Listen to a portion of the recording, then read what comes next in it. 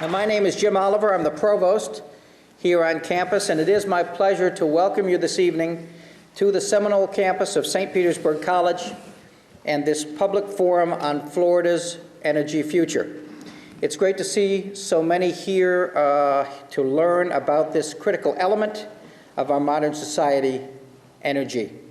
I want to be sure to thank the Institute for Strategic Policy Solutions here at Seminole for taking on this project to explore the future of energy policy in Florida.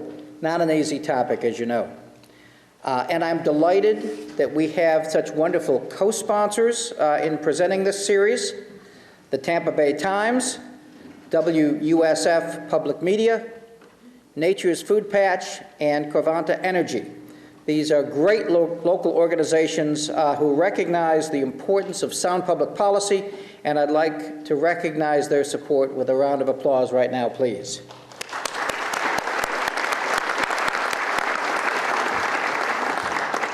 Now, here to get the program underway is the Executive Director of the Institute, David Clement. David.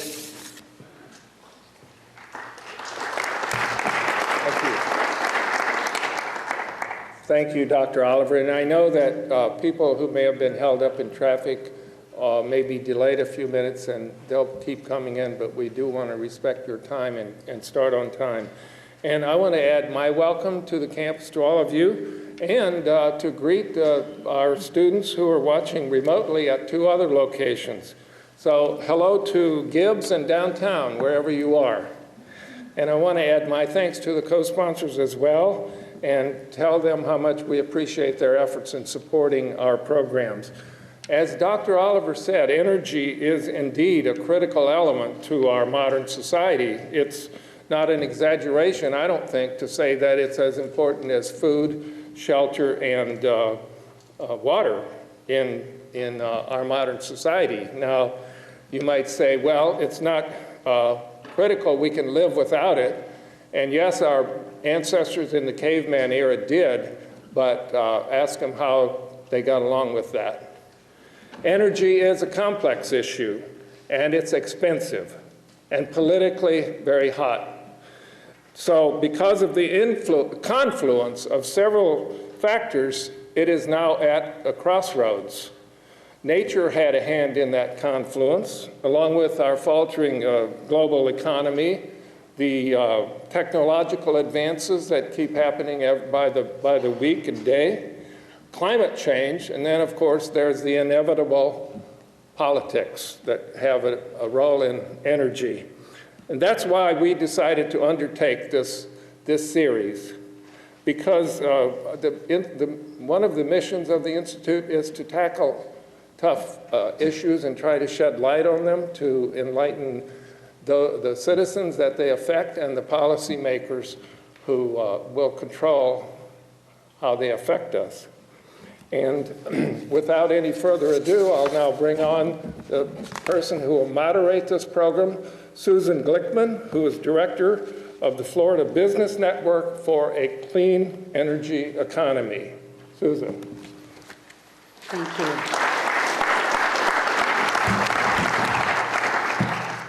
Very good. Thank you, David, and thank you, Dr. Oliver. David, you're very right. We are at a crossroads on energy. And one technology that is really at the center of that crossroads, and hotly debated, I might add, is nuclear energy. And that's why St. Petersburg College's Institute for Strategic Policy Solutions has chosen to focus in the first of their three-part energy series on nuclear power. On March 21st, we're going to examine the role of energy efficiency and renewables, and Part 3, which will take place in April, will assess the 2012 legislative session and the legislature's actions, or inaction perhaps, on energy policy. So I also want to add my thanks to our sponsors, and we have tonight with us Lori Powers-Shimon from Nature's Food Patch and Joe Tressler from Covanta Energy, and our other co-sponsors, the Tampa Bay Times. And if you didn't get to pick up, they have a beautiful new calendar calendar for the year, so I recommend that you grab that if you didn't when you came in to the room, and WSF Media, and we're recording this evening, and we will hopefully hear that on the radio, so look for this program to be streamed tonight on live, as well as put up online, so if you want to hear it or you want to recommend the program to your friends, we can do that, and on the radio. So tonight I'm very honored to be joined by a distinguished panel here that we've assembled to answer our specific question, which is nuclear viable? And they are, to my far left, J.R. Kelly. J.R. is public counsel. He heads the Office of Public Counsel for the state of Florida and has since 2007. He is, in simple terms, the consumer advocate in chief in cases before the Florida Public Service Commission, which regulates utilities in the state of Florida. And then, and this is not their order of speaking, but we'll go next to Jerry Paul. Jerry is an attorney, a nuclear engineer, a marine engineer. He's a former state representative who also served as the Chief Operating Officer and Deputy Administrator of the U.S. National Security Administration, where he coordinated all their activities at 3 national labs and 5 production facilities in the U.S. and in other foreign offices. And I am most grateful to both of you all because you made the long journey down from Tallahassee, and session started yesterday, so it was an extraordinary sacrifice to do that, and I so appreciate it. And on my right is Ellen Vancko. Ellen is the manager of the Nuclear Energy and Climate Project with the Union of Concerned Scientists. She joins us from Washington, D.C., came down from Washington, D.C. She manages UCS's research and policy analysis concerning the viability of nuclear power as a potential climate solution. And prior to coming to UCS, she was the Director of Communications and Government Affairs for the North American Electric Reliability Council. She directed policy analysis for Allegheny Energy and the Edison Electric Institute.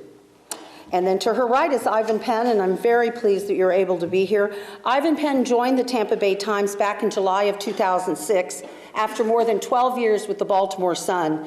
He began his career in the Miami Herald, so you've logged a lot of time here in Florida, considerable time. He reports on utilities and consumer issues as part of the Times business team. And his work has garnered numerous awards, and as we were standing in the back of the room, a lot of people were coming up to tell you how much they appreciated the work you're doing now. And he was named a John Knight Fellow from Stanford University in 2005. So before I ask Mr. Kelly to begin his presentation, let me just explain a couple ground rules and how we're going to proceed. So we've asked each panelist to start with a quick 10-minute presentation and give sort of an overview on their perspective, and they each come from very different perspectives. And then after that, we're going to have the panel engage on the issues that were discussed. So in other words, the panelists get to comment on what each other said. So hopefully we'll have a few fireworks and some sparks in that discussion. And then we're going to take questions from the audience. And that's both the audience that's assembled in this room here at the St. Petersburg College Seminole Campus Digitorium, and also from some online participants. And we have, as David said earlier, a couple classes meeting on other St. Pete College campuses. So we're being very 21st century here with our virtual efforts. So we're going to be taking questions by email from our students and others who are viewing live on stream online. So if you want to send an email with a question, you can send it to David at Clement, and that's with a K, Clement, David@spcollege.edu. So when we get to the question and answer stage, we're going to ask you to go to the microphone in the center aisle, and we're going to, in the interest of time, try to get as many questions as we can. So when you do get up to ask a question, please state your question in a minute or less. So now let's welcome J.R. Kelly, and to come, would you prefer to come to the podium? Or you prefer to, why don't you go ahead and do it from there, and then we'll have a seat. So J.R. Sure. Thank you. Is this microphone on? Yeah, I believe it is. Yes. Okay. Good evening, and first, thank you, Susan, for the invitation to come and speak with you tonight, and we'll do our best to answer your questions and try to get all the facts out on the table. First off, I want to introduce my office. A lot of you may not be aware of the Office of Public Counsel. We're a small office in Tallahassee. I've had the privilege, as Susan said, of being public counsel for about 4 years now. And so what? What do we do? Our office basically has one mission, one basic responsibility, and that is to provide legal representation on behalf of Florida customers in front of the Public Service Commission, or also in front of counties that decide that they want to regulate water and wastewater companies. But tonight we're going to focus on the nuclear. So we provide legal representation for the customers in front of the Public Service Commission. We do not provide legal representation for individuals. We do it collectively for all ratepayers. We are part of the legislature, but we operate entirely independent of and from the legislature. We also do not operate within the Public Service Commission. We are independent of them. We're not located with them. And we have different roles that we play. Basically, the PSC sits as a judge, and we are a legal office that represents you, the customers. We submit expert testimony. We hire experts on your behalf, expert consultants. It could be in the area of accounting, depreciation, cost of capital, engineering, etc. We cross-examine witnesses. We provide testimony, and we provide legal briefs and so forth, just like a law office would do. Now, what I want to do is set the stage a little bit tonight with respect to the Nuclear Cost Recovery Statute. Hopefully to educate you a little bit and maybe display any myths that may be out there and clarify things. The Nuclear Cost Recovery Statute is a departure from, in our area, what we call the traditional rate-making procedures and principles. What do I mean by that? Under traditional principles, a utility would come in front of the Public Service Commission, demonstrate that they have a need to build a new plant, whatever kind, and for right now, for example, let's say a natural gas plant. They get that need, if they get that need approved, and it goes through some other steps through the Department of Environmental Protection, and then also through the cabinet, the governor and the cabinet sitting as a siting board. Assume they get all that approval. They then start building a plant. As they incur costs, they capitalize those costs. They get finance charges each year as they spend the money. When the plant comes online and starts producing energy, they are then entitled to go to the Public Service Commission, prove that the expenses that they have incurred are reasonable and prudent, and that's what we look at, are they reasonable and prudent? And then they can add that a plant into their what is called rate base, and then start collecting money on that investment as well as their operational and maintenance expenses to run the plant. The nuclear statute departs from that traditional principle in a few ways. First off, once a utility has to come in and get a determination of need approved, then the departure from the traditional rate-making principles that the statute allows is this. They allow the utility to collect or recover their costs as they incur them before the plant starts generating electricity on behalf of you, the consumer. Whether you agree with that or not, I'm not arguing for it or against it. I'm trying to explain to you how the statute was set up by the legislature to work. As they incur the costs for pre-construction costs, they are allowed to collect them. And that is what you read in the paper about nuclear cost recovery clause, or a docket that's opened every year. And the utilities, there's two of them, Florida Power and Light, Progress Energy, that have need determinations that were approved. They are allowed to come in and ask to recover the pre-construction costs that they are spending. In addition, any construction type items, they are allowed to collect now the finance charge for those items. Then what will eventually happen is this. Once the plant is built, The cost of construction will then be capitalized. It will go into their rate base, and the utility then has the opportunity to go to the Public Service Commission and ask for recovery on that investment through your rates.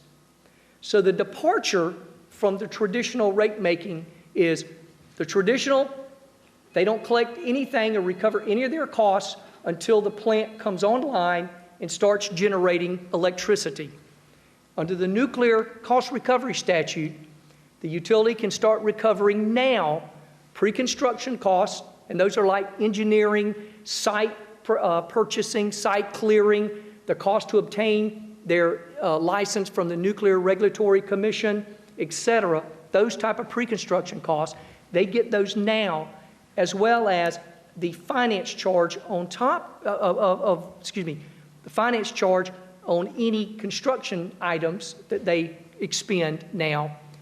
And then when the plant comes online and starts generating electricity, the only amount that will be capitalized is the actual costs that were expended to construct the plant. Now, obviously, the reason that this is so near and dear, or one of the main reasons it's near and dear to a lot of folks' heart, forgetting for a minute whether you like nuclear or not, is the fact that we're talking about quite a bit of money. And I'll conclude by just throwing this out to you. Florida Power and Light today, they have filed over the last 3 or 4 years to receive costs through the Nuclear Cost Recovery Statute on 2 items. One, their new construction of Turkey Point 6 and 7, 2 new units that are planned down in Homestead, as well as 2 uprates. And what I mean by uprate is basically a reconditioning of a current plant that will allow it to produce additional electricity, megawatts, from where it is producing now. They have expended and have been approved to collect, and they have been collecting approximately $509 million. And that is through, when I say that, that's through 2012. Progress Energy, they are also sending 2 items through the Nuclear Cost Recovery Statute for the past few years. One deals with the construction of their new plant, and a lot of people know that as the Levy Nuclear Project, LNP, or just plain Levy. In addition, they were doing some uprates an uprate to the Crystal River 3 prior to the delamination, and of course that plant is now in a shutdown mode, and there are no uprate activities being performed there as we speak. But to date, Progress Energy has collected some $700 million, or will through 2012, since 2008, through the Nuclear Cost Recovery Statute. So I wanted to set the stage, and as we go through this, I'll get more detailed questions that you may have, but I hope that basically explains to you how the Nuclear Cost Recovery Statute in Florida works. Great. Thank you, JR. That was JR Kelly, the State of Florida's Public Counsel. And next, we're going to ask Ellen Vancko from the Union of Concerned Scientists to give their perspective on their recent analysis of 2 nuclear proposals in the South and alternatives to meet that same need with efficiency and renewables. So, Ellen Vancko. Thank you, Susan. Union of Concerned Scientists is the leading science-based nonprofit organization, and our focus is on ensuring a safer world through nuclear arms reductions and arms control, as well as ensuring a cleaner environment and a safer food supply. We have scientists that focus on many areas. My area is on nuclear energy, climate change, and renewable resources.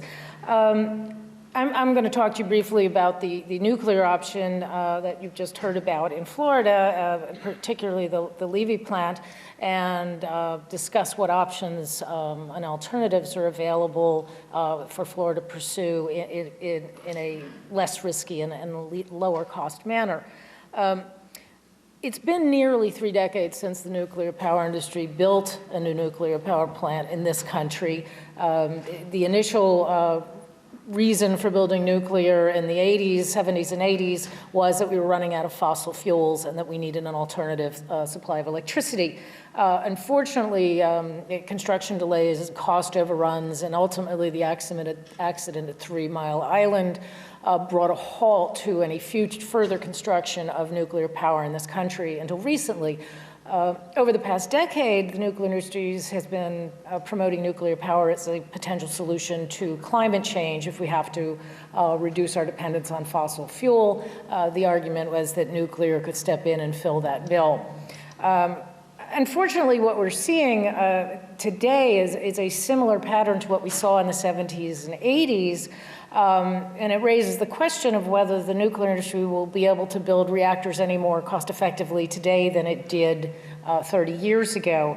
And we had a study done to examine this issue, particularly for 2 proposed reactor projects, one in Georgia, the Vogtle nuclear plant, which is expected to be the first nuclear construction to proceed in the United States. They just received an approval for construction of the project from the Nuclear Regulatory Commission. And then we looked at the Levy nuclear plant as another potential alternative. There are many similarities and there are some differences between the plants, so we thought they would make a good case study. I'm not going to focus on the Georgia plant. I'll just stick to our findings in Levy. And Levy's a 2,200 megawatt reactor, 2-unit plant that will go, that if it's built, will be located in Levy County near Gainesville. Progress Energy is the utility building the plant. Our analysis found several major problems with the proposed Levy project. And the first of all is what will be built is a reactor that has never been built anywhere in the world. There are several under construction in China, but none have been completed. So in a sense, it will be a first of its kind for the United States. Hopefully there will be some lessons learned from what happens in China, but basically it's never been tested under actual working conditions anywhere in the world.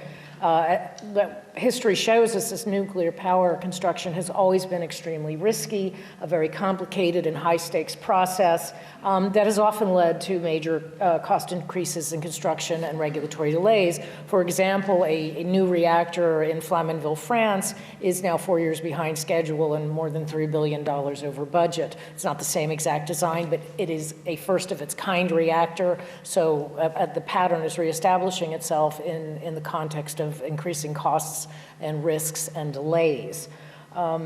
Even the Progress Energy plant has shown escalating cost estimates since it was first proposed.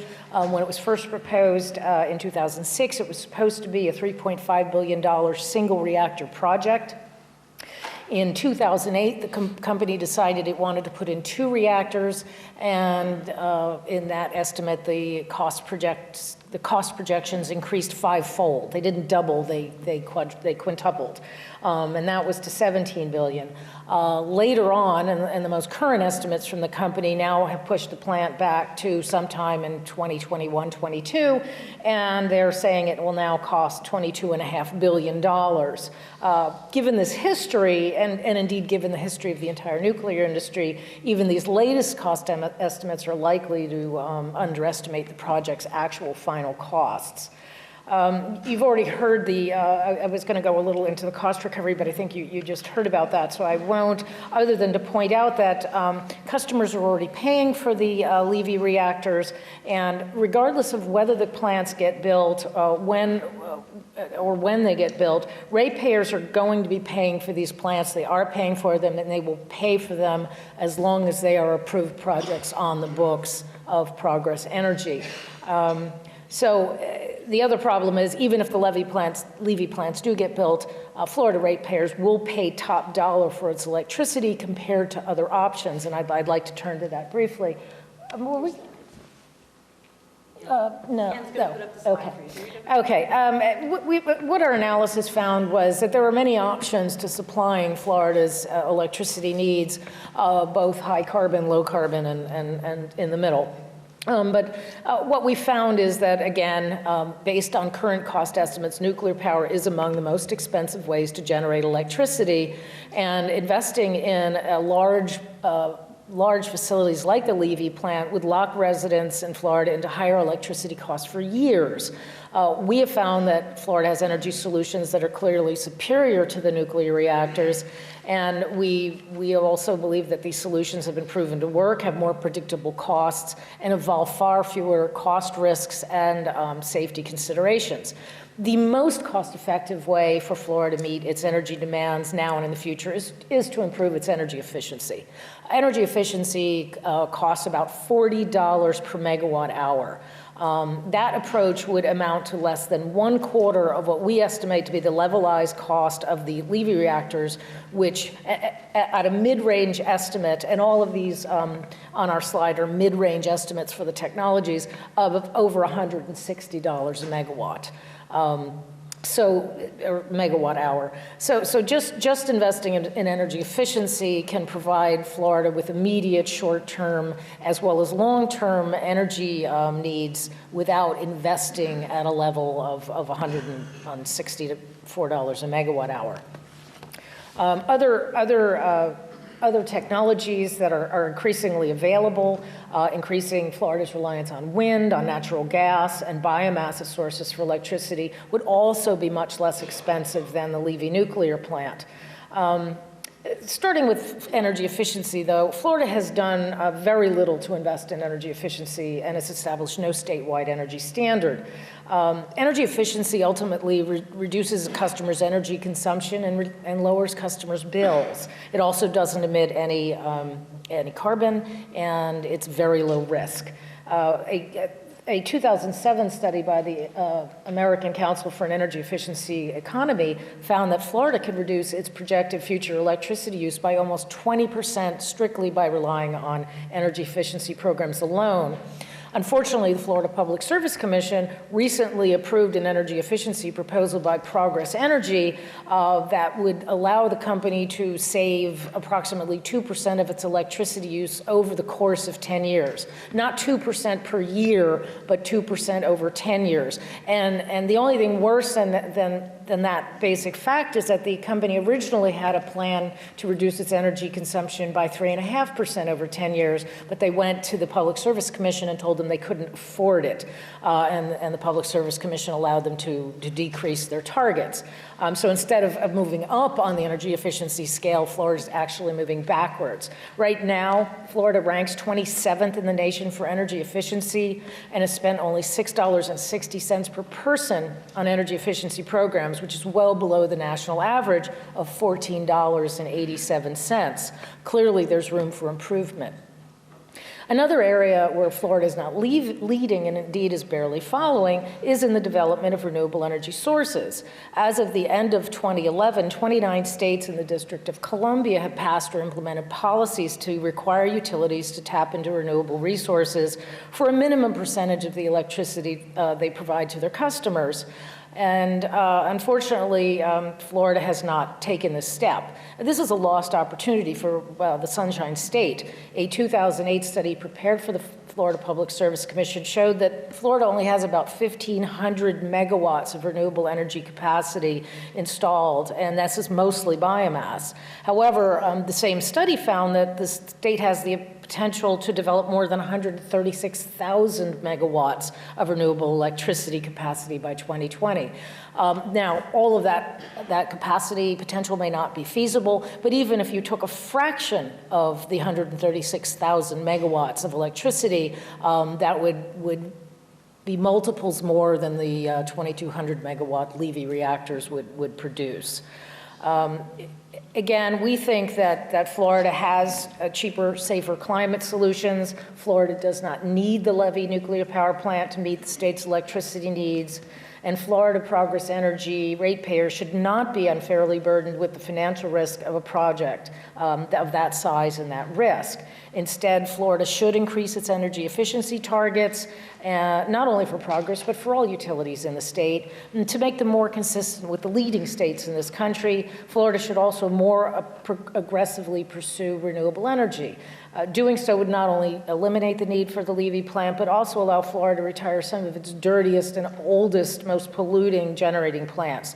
This would be a win-win for the consumers of Florida, and it would also be a win-win for Florida's environment. Thank you.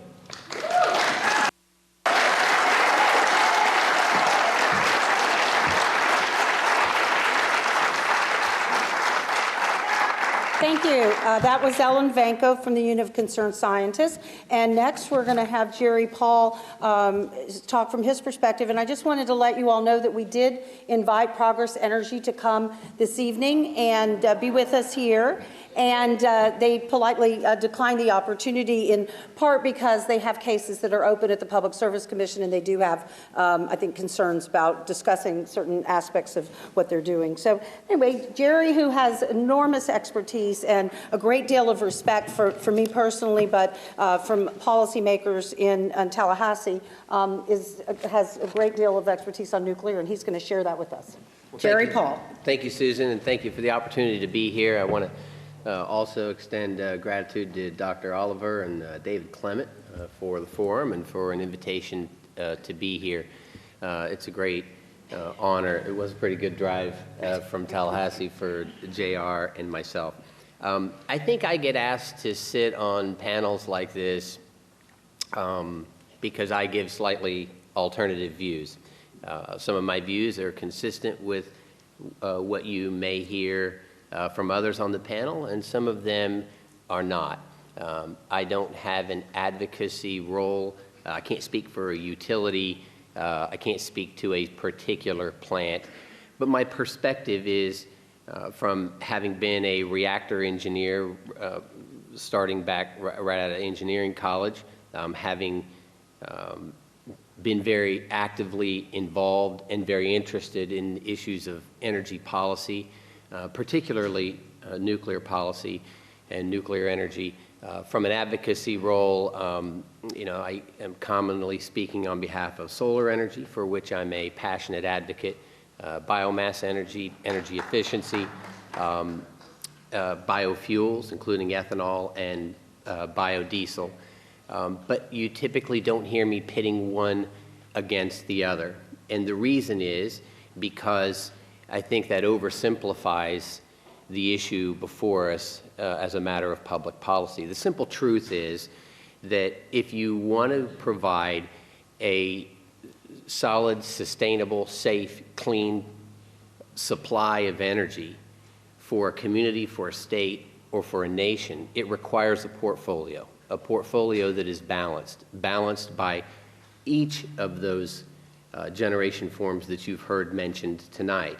And so it's a bit disingenuous to pit one against the other. They each perform a different role, much the same way as each type of athlete on a football team performs a different role and therefore is recruited to play a different position. You wouldn't win very many games if every single player on your team was Tim Tebow, as good as he is. Because what makes him great as a quarterback is not the thing that makes a player great for another type of position on defense or on the offensive line. And so too with your investment portfolio or just about everything in life that is complex, what you ultimately learn if you spend enough time on it is that it takes a mix. Nuclear plays an important role. Solar can play an important role, as can natural gas, coal, and others, clean coal and others. And so what I tend to do is talk about what those distinctions are between the different generation forms and the roles that they can play. I want to back up for just a moment as to my background and just make a minor correction. Susan said that I had formerly run the National Security Agency. I ran the National Nuclear Security Administration, which is a semi-autonomous agency for the United States government, which has three components to its mission. One is to conduct safely and securely America's nuclear complex, that is the federal nuclear complex, which includes 4 national security laboratories, about 12 facilities, some of which have significant nuclear facilities within them. Secondly, our international endeavors at the IAEA, the International Atomic Energy Agency in Vienna as part of the UN, that is the non-proliferation component. The technology piece of that is its second mission. And the third mission is providing the nuclear platforms for our nuclear navy, including primarily aircraft carriers and submarines. Now, again, a little bit by way of background on nuclear power. We have 104 operating nuclear power plants in the United States of America that are commercial nuclear power plants. There's another 104 that operate in the Navy. That's over 200 nuclear plants that have been operating for roughly 3 decades.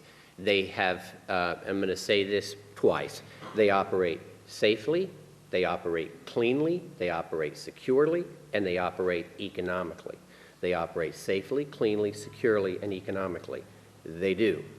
Now, that's not to say that you can't come up with examples where there are challenges associated with individual reactors. There are. That's true with every large item of infrastructure. A nuclear power plant is an extraordinary machine. So is an aircraft carrier. So is a coal plant. So is a large facility, a large building. So clearly there are some distinctions, but to pick up, for example, on something that JR was talking about, the alternative cost recovery. That's a good example of what I would say, especially in the nuclear arena, there are sometimes misstatements or mischaracterizations, and he referred to a myth and was trying to, and it did a great job of kind of unraveling some of the myths about them. I hear discussions, sometimes in the media, sometimes by politicians, that, well, the developer of the nuclear power plants are trying to get a no-interest loan, or they're trying to get advanced payment for a nuclear power plant. I don't see it that way at all. I see it as pay-as-you-go financing rather than deferring the recovery of the cost for that plant until the end of construction. Why is that needed as compared to developing a gas power plant? Well, the difference is in 1, the size of the facility, and 2, how long it takes to develop it. The normal process is that after a combined cycle plant, a gas turbine gets installed, then the utility goes before the Public Service Commission, as JR was saying, and has to show that the expenses they made were prudent, and then those get recovered if they were. The same would be true with a nuclear plant. The reason the law was changed was because there was a recognition that because when you were developing a piece of infrastructure that is that large, that is that costly, that is that complex, that takes 6 or 8 or 10 years to develop, that the financing charges that will always be paid for by us anyway as ratepayers would be better to be paid up front. I like that as a ratepayer. I would much rather pay as we go. In my community, we have a sewer project. And there was a great debate in the community about, well, how do we pay for replacing septic tanks with sewers? And the local water utility, the local independent special districts, the local government, offered a sign up and save program. Almost everybody signed up for that.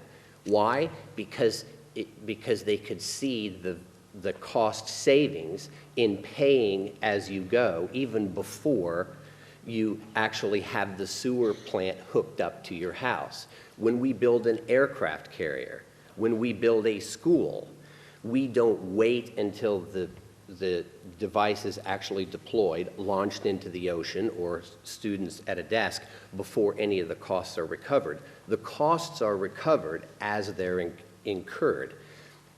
We normally wouldn't have to, we typically don't do that with a natural gas power plant because from start to finish, you can do one of those plants in 18 to 24 months. That By the way, the financing charge for that 18 to 24 months, we all pay as ratepayers. The difference is that when you stretch it out over 10 years, and when you're talking about a multi-billion-dollar plant, it's wiser fiscally to pay it as you go. I far prefer that.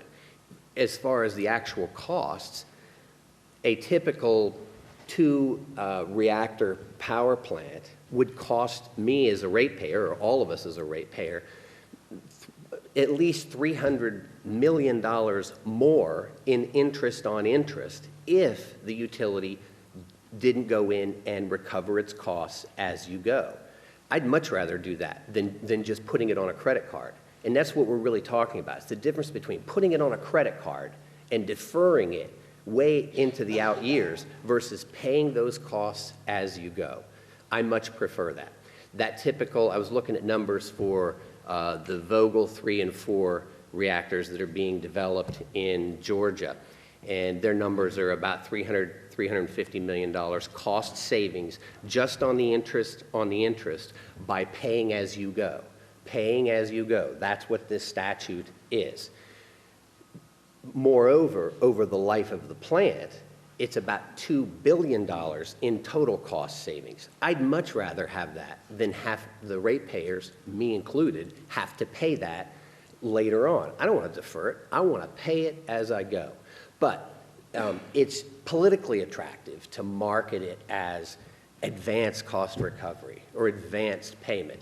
So that's just one of those areas where I point out distinctions between what is sometimes said publicly and what is actually in a statute, just as one example. A couple of other items that we heard earlier was that nuclear power has been suggested as a solution to climate change.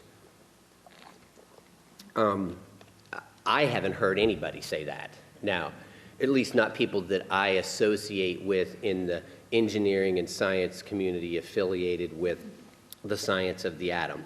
What I have heard people say, which I believe is accurate, is that nuclear power is emission-free. It emits no greenhouse gases, and it can be an important part of an overall portfolio that reduces carbon emissions. And that is fundamentally true. It just is. That part is, I don't believe, arguable. A typical 2-gigawatt plant or a 2-reactor power plant offsets about 300 million tons of CO2 emissions compared with a natural gas plant over its 40-year life without life extensions.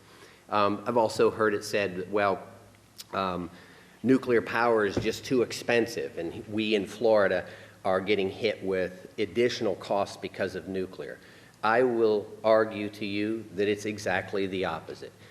Over the course of the operating life of the existing nuclear power plants in my state, they have been the cheapest part of the portfolio. I'm going to say that again, the cheapest part of the portfolio for actually levelized cost and operations, capital expenditures, and fuel costs.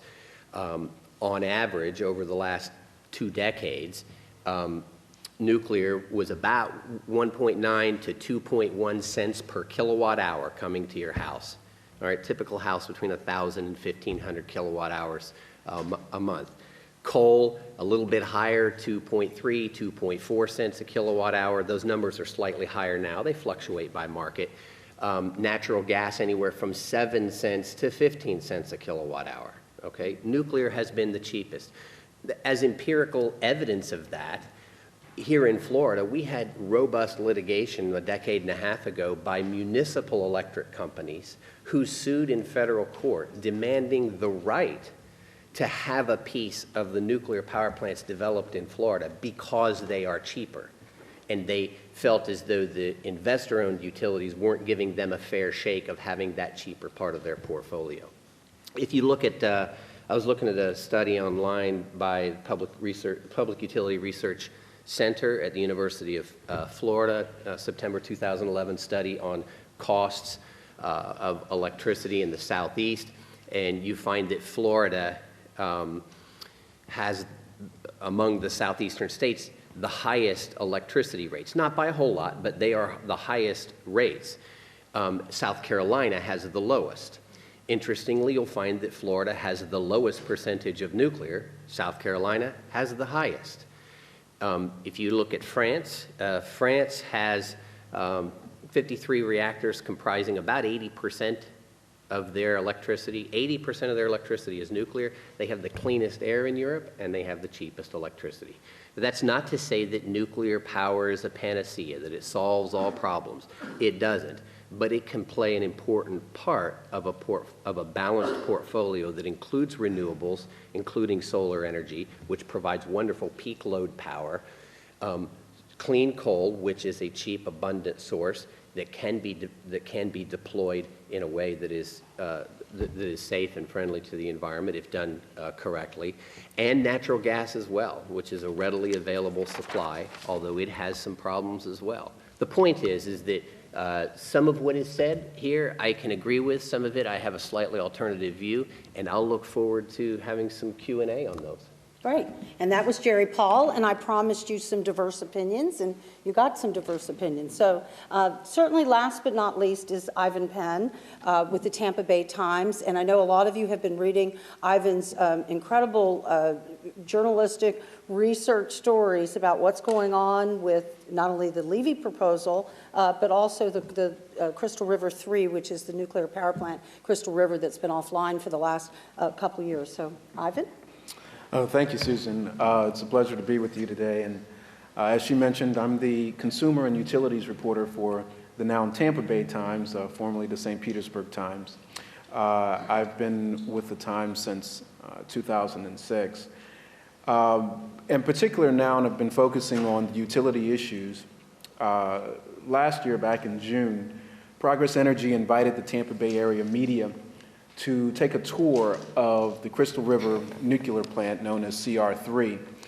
And at that time, it was announced to us as part of the tour and part of the discussion and question and answering that we had, that Progress was considering, at least was on the table, the idea of decommissioning Crystal River, because at that point it had a second, what they referred to as delamination, and then largely in our stories what we refer to as a crack in the concrete, the building that surrounds the nuclear reactor. It's what they refer to as a separation or delamination. So we began to question them about the idea of decommissioning Crystal River. And what Progress then began to say was, well, that was an issue on the table, but the reality is what we want to do is to bring it back online. What you heard was that, in Florida, producing a kilowatt of electricity, the nuclear plant is the cheapest way to do that. And for the most part, what you have with Crystal River is many of the players on all sides saying that the ideal is to have that plant come back online.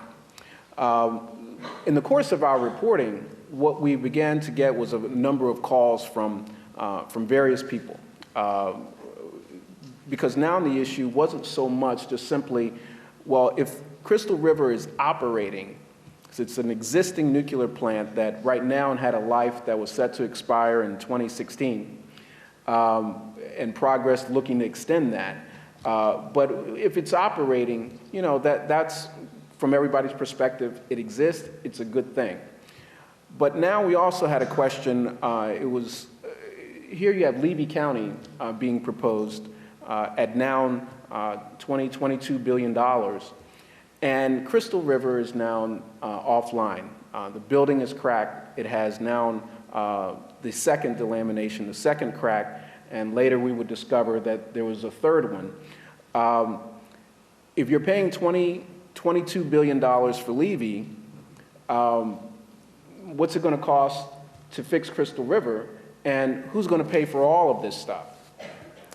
Well, one of the readers that we received a call from was a gentleman named Ernest Dwight Douglas, who he's 91 years old, and his first complaint was, well, If Levy is set to come on in 2021, and I'm 91, I'm likely to be dead by then. And so paying in advance, whether that's good financing, good way to pay, that really doesn't do me a whole lot of good. And so we're looking at two issues. One, there's this line of Levy County, and the other is the line of Crystal River. Well, what's it going to take to do all of this stuff, and what's it going to cost me? So one of the first things we did was let's take a look at what Mr. Douglas had to say.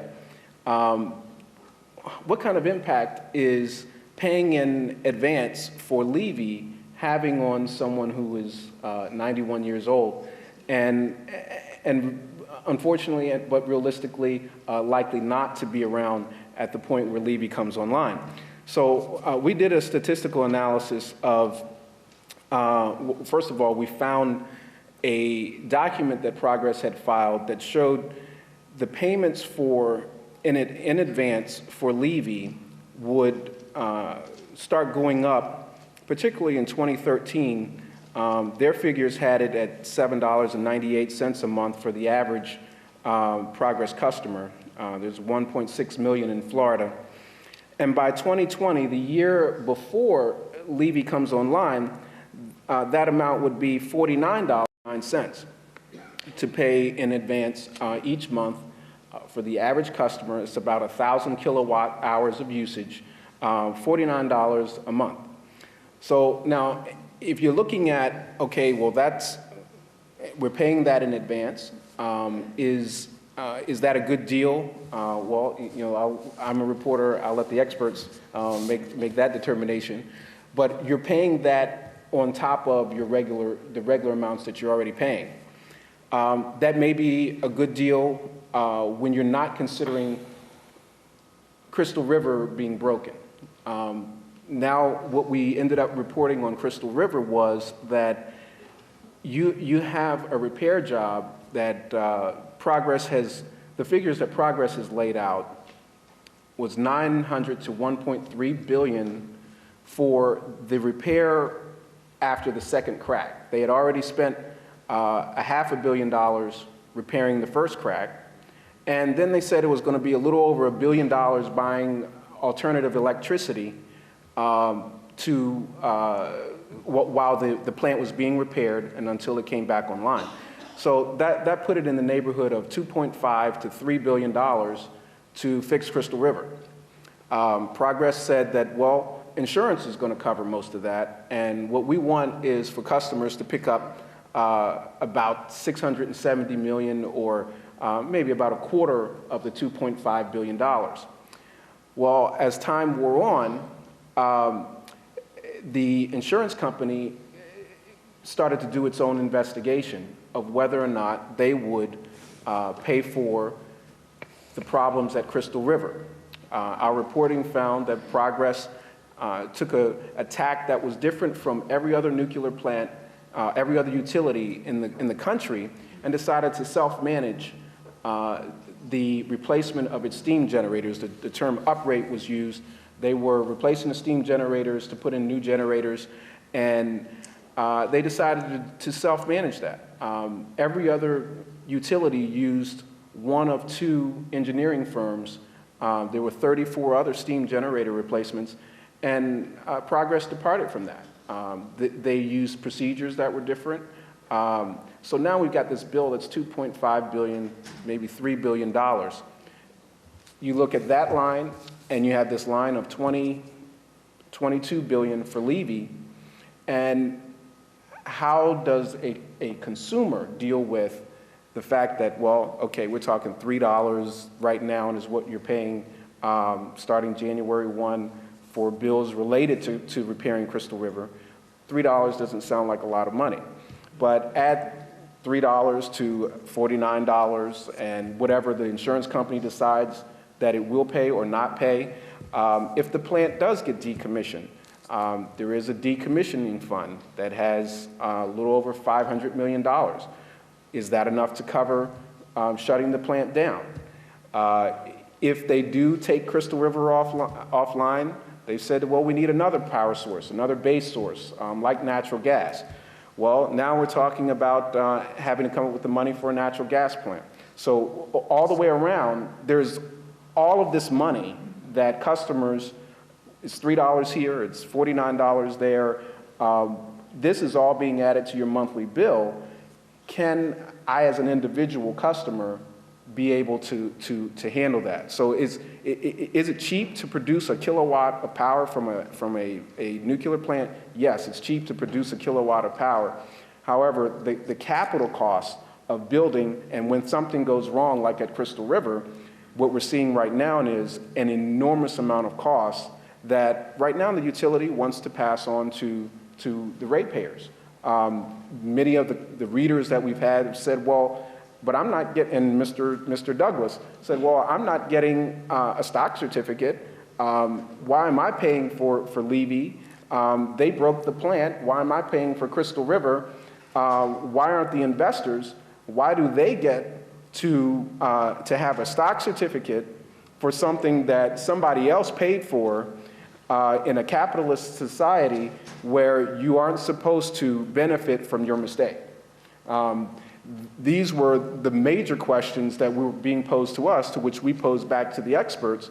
And a number of them started saying, well, you know, those are very serious and real questions. If in a free market, why is, how can you, I guess one example that was used was a car dealer saying to you, you pay me $20,000 today for a car, I will give it to you maybe in 10 or 20 years.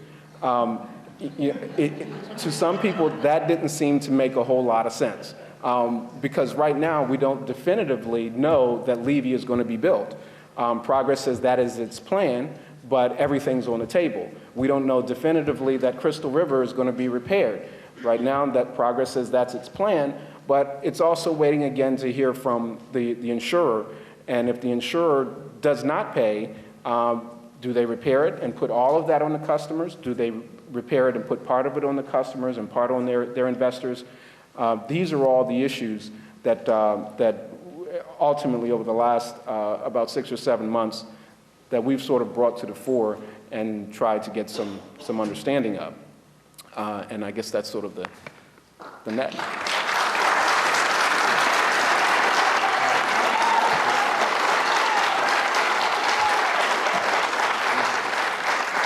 Great. So that was Ivan Penn from the Tampa Bay Times. So if someone is just tuning in online or listening to us on the radio, this is Susan Glickman. I'm the director of the Florida Business Network for a Clean Energy Economy, and we're at St. Petersburg College, hosted by the Institute for Strategic Policy Solutions, talking about our energy future at the crossroads. And the theme that I really picked up from the 4 panelists is really this issue of cost.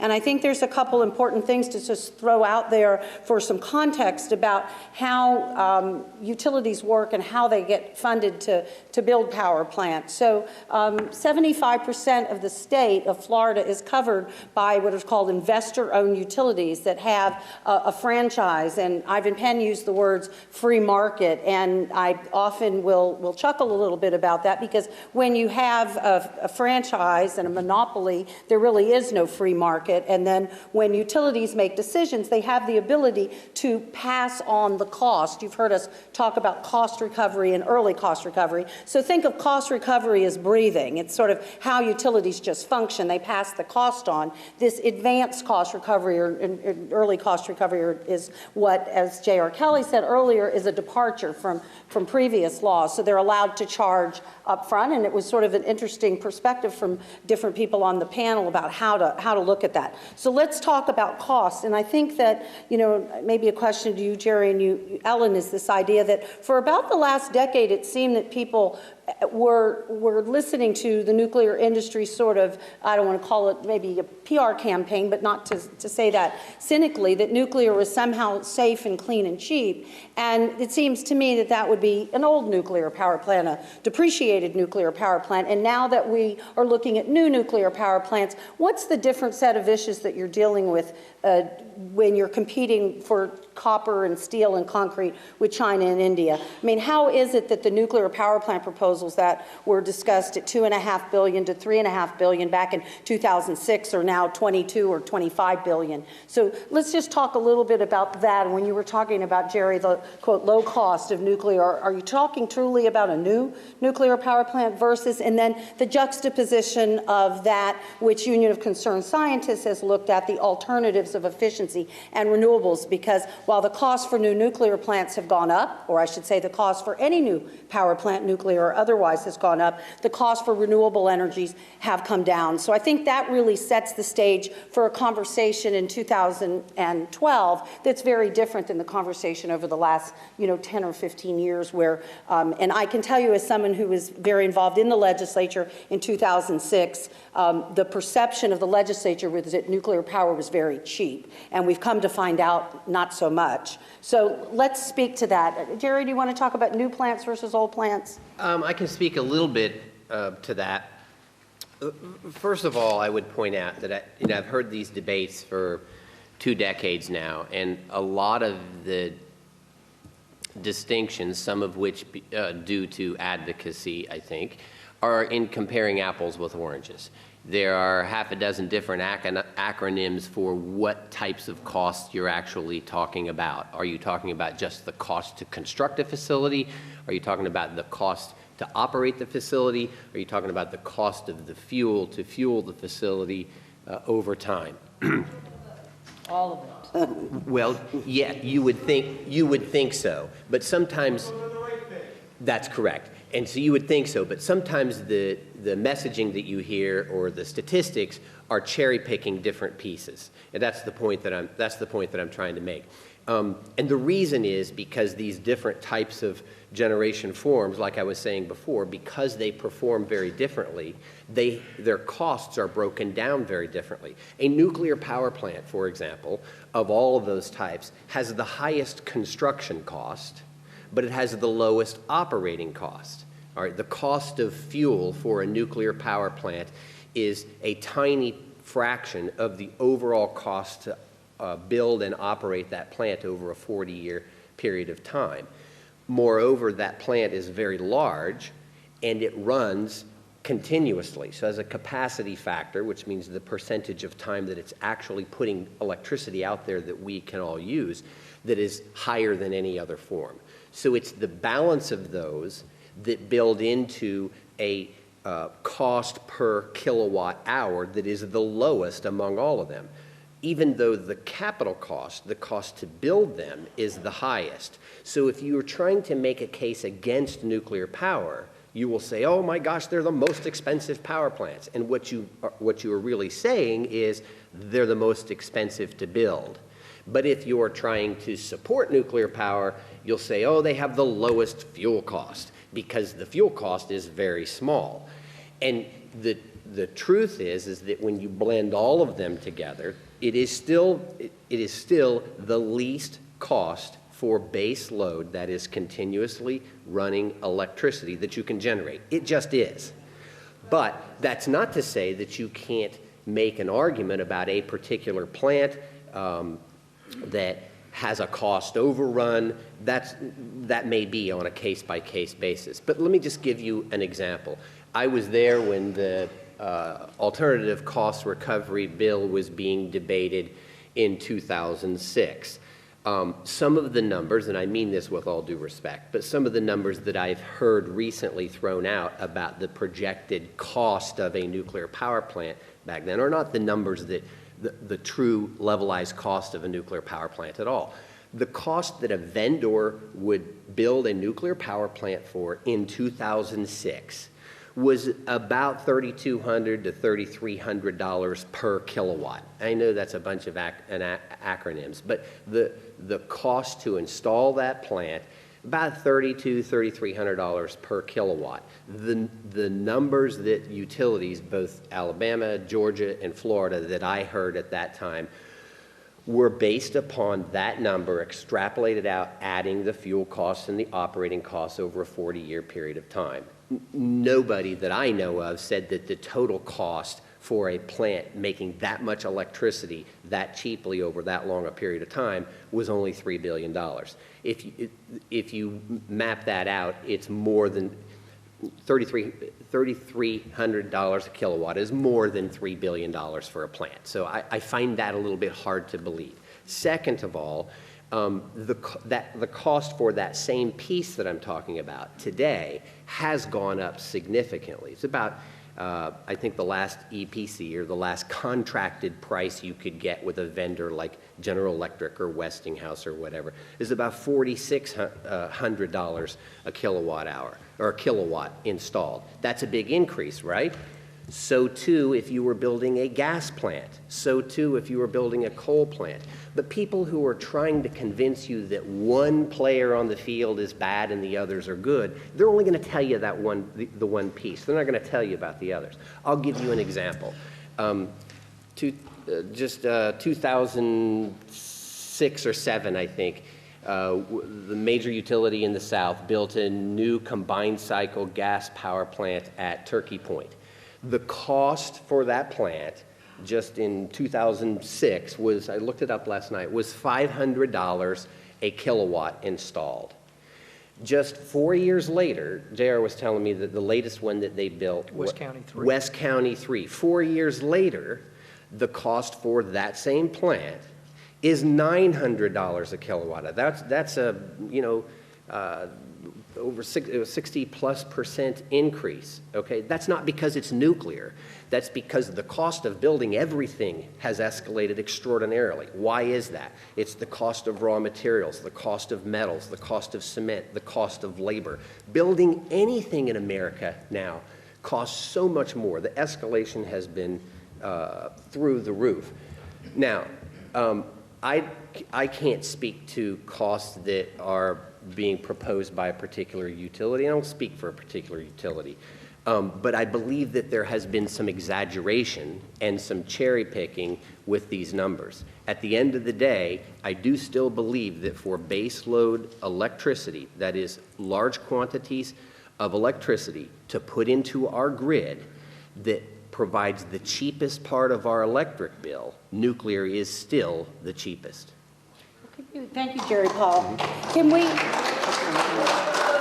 sorry, Ellen Vancko, why don't you speak a little bit to costs and how we can meet the need for less with energy efficiency and alternative renewables? Well, if you were to look at the analysis we did, we compared the costs of all available energy technologies on a levelized cost basis, which, exactly as Jerry said, factors in all the aspects: the fuel, the operating costs, the materials, the siting, the land, the labor, everything it takes to build one of these, any one of a number of facilities. And again, you know, dealing with the energy efficiency at $40 a megawatt installed was the cheapest option. And this is about, the analysis we did was what are the most cost-effective options available. It wasn't seeking to pit one technology against the other. It was to say, what is being proposed to the state of Florida? What is Florida's future being based on, its energy future, and are there better options available? And what our study found was that there clearly were. Energy efficiency at $40 a megawatt, natural gas combined cycle at about $80 a megawatt, a biomass at about $102 a megawatt, onshore wind at about $95 a megawatt, coal, not that we're advocating coal, but we included it in our analysis, about $105 a megawatt. You got to offshore wind, and offshore wind was the most expensive, even with the tax credits. And you know, we're wind advocates, but we weren't trying to pretend that offshore wind isn't a very expensive option at this point in time. Solar photovoltaics came in higher than most other estimates, but because of available federal tax incentives, it actually becomes economic. And then finally, you have Levy at $160 a megawatt being, again, one of the most expensive outside of offshore wind. So we're just letting the money talk here. And one of the things you have to remember, it's absolutely correct, nuclear power is very inexpensive to operate. But from a fuel cost standpoint, wind and solar are even less because they don't have fuel costs. So if you're looking at the extreme capital costs, I can buy any one of the mansions that I pass driving down to this university if I only have to pay the electric bill. But unfortunately, you have to actually pay for the mansion before you can go live in it. You have to buy the drapes, the furniture, you have to get a butler. I mean, it's not cheap. But seriously, the estimates for nuclear power, it's absolutely right. The costs, the big costs are the capital costs, and they can't be ignored through levelization or through any other means. There are 104 operating reactors in the United States today. What you don't hear about are the 104 reactors that aren't operating, the ones that were canceled, abandoned, or shut down and cost ratepayers and taxpayers more than $300 billion when that happened. So it's not that nuclear power is neither too cheap to meter nor too expensive to meter, but the reality is it has a very poor history of cost control. We experienced something called electric restructuring and competition that I think Florida escaped, but most of the northeastern United States and parts of the West engaged in restructuring of their electric industries to introduce competition. And this occurred, interestingly enough, right after nuclear plants were introduced into rate base and nuclear costs went through the roof. The movement was led by large industrial customers who saw that electricity from a utility that didn't install a nuclear power plant 30 miles away was much more expensive than their electricity, but they couldn't get it because they were customers of a regulated, vertically integrated monopoly. So in reality, we ended up with something called restructuring. I wouldn't call it deregulation because nothing was quite deregulated the way it was advertised to be. But as an example, I was a Philadelphia Electric Company customer. Philadelphia Electric Company built a number of very expensive nuclear plants, and they were part of my rates. And when competition restructuring was introduced to Philadelphia Electric customers, the deal for allowing utilities to set their customers free so we could shop for power elsewhere was something called stranded cost recovery. And what stranded cost recovery was meant that the Public Service Commissions would allow the utility to collect from its departing customers the difference between the book value of the plant in rate base and the market value of the plant. So when I got my first restructured electric bill from PECO, I did the math and found out that 20% of my electric bill was going to this stranded cost that was effectively compensating PECO for a nuclear power plant that it had built to serve me. What the other side of that bill didn't tell you is that PECO was then allowed to go and write down the value of that plant and go sell the power and undercut all its customers on the wholesale market because its retail ratepayers were going to continue to pay for those stranded costs for the next 10 years. So yes, nuclear power in the marketplace today of those 104 operating power plants, perhaps Crystal River aside, is very cheap. But it didn't get there magically. It got there through regulatory intervention. It got there, not only did ratepayers suffer from a lot of these excess costs, but so did shareholders, because some public service commissions actually stood up and said, no, you can't pass these cost overruns on to customers. You can't pass 100% of them. You can't pass these cancellations, the cost of these plants you never built onto ratepayers. So there was a lot of pain spread around during the first round of nuclear power construction. Vogtle, the plant that has been approved to expand with 2 new reactors, started out as a $660 million cost estimate reactor project. The final cost of the Vogtle project was $8.8 billion, a 1,200% increase. So again, you know, these, it may be cheap to operate them now, but it didn't start out that way, and somebody paid for all of that. If we're going to go through that again, we at least need to learn from the lessons we had to learn the first time around. So in a few minutes, the audience is going to get an opportunity to ask questions as well. So the issue of shareholders was brought up, and I think it's sort of an interesting distinction to make about what happened here, though, when we do allow for the advanced cost recovery, because what it has the ultimate result in doing is really shifting that risk from the shareholders, and in this case, Progress Energy and Florida Power and Light, that are Fortune 500 companies, they are shifting all of that risk. And I know, JR, I would love for you to share a little bit about the Public Counsel's experience in those cases on cost recovery. So when the utilities go to the Public Service Commission and they ask for this money, there's been almost $1 billion in total collected for these 4 nuclear reactors that are in the planning stages, and you all were arguing vociferously that you were very concerned about people paying $50 to $70 a month. And I might remind you, for 1,000 kilowatts, if you have a bigger home, you might use 2,000 kilowatts, so you could be talking about $150 on top of your regular bill. So just talk a little bit about the Public Counsel's perspective and where that argument, how far did you get with that argument, JR? I'll answer that question first, not very far.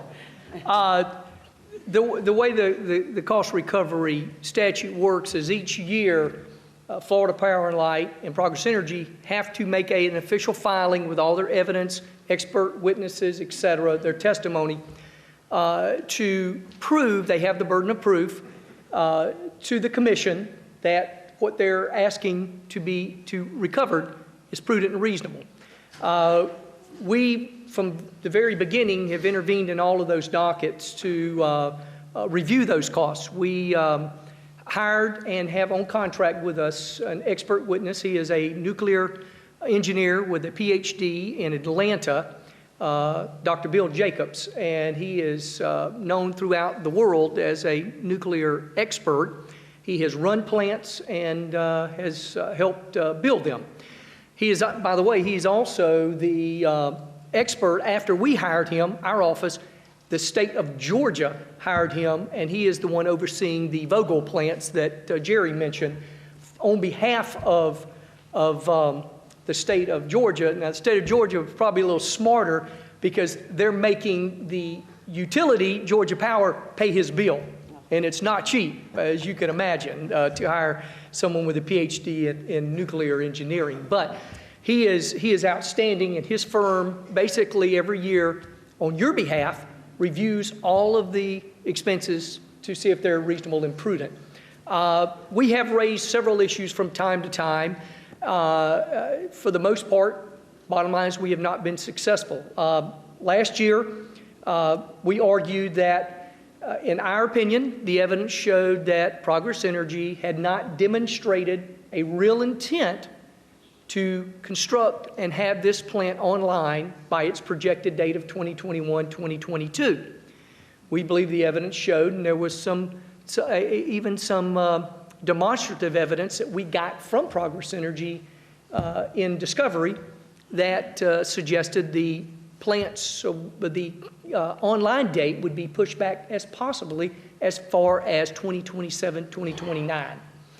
Obviously, that is a significant departure from saying you're going to build something and have it start generating electricity basically 10 years from now, 2021, 2022. Unfortunately, the Public Service Commission did not agree with our argument, and they sided with Progress.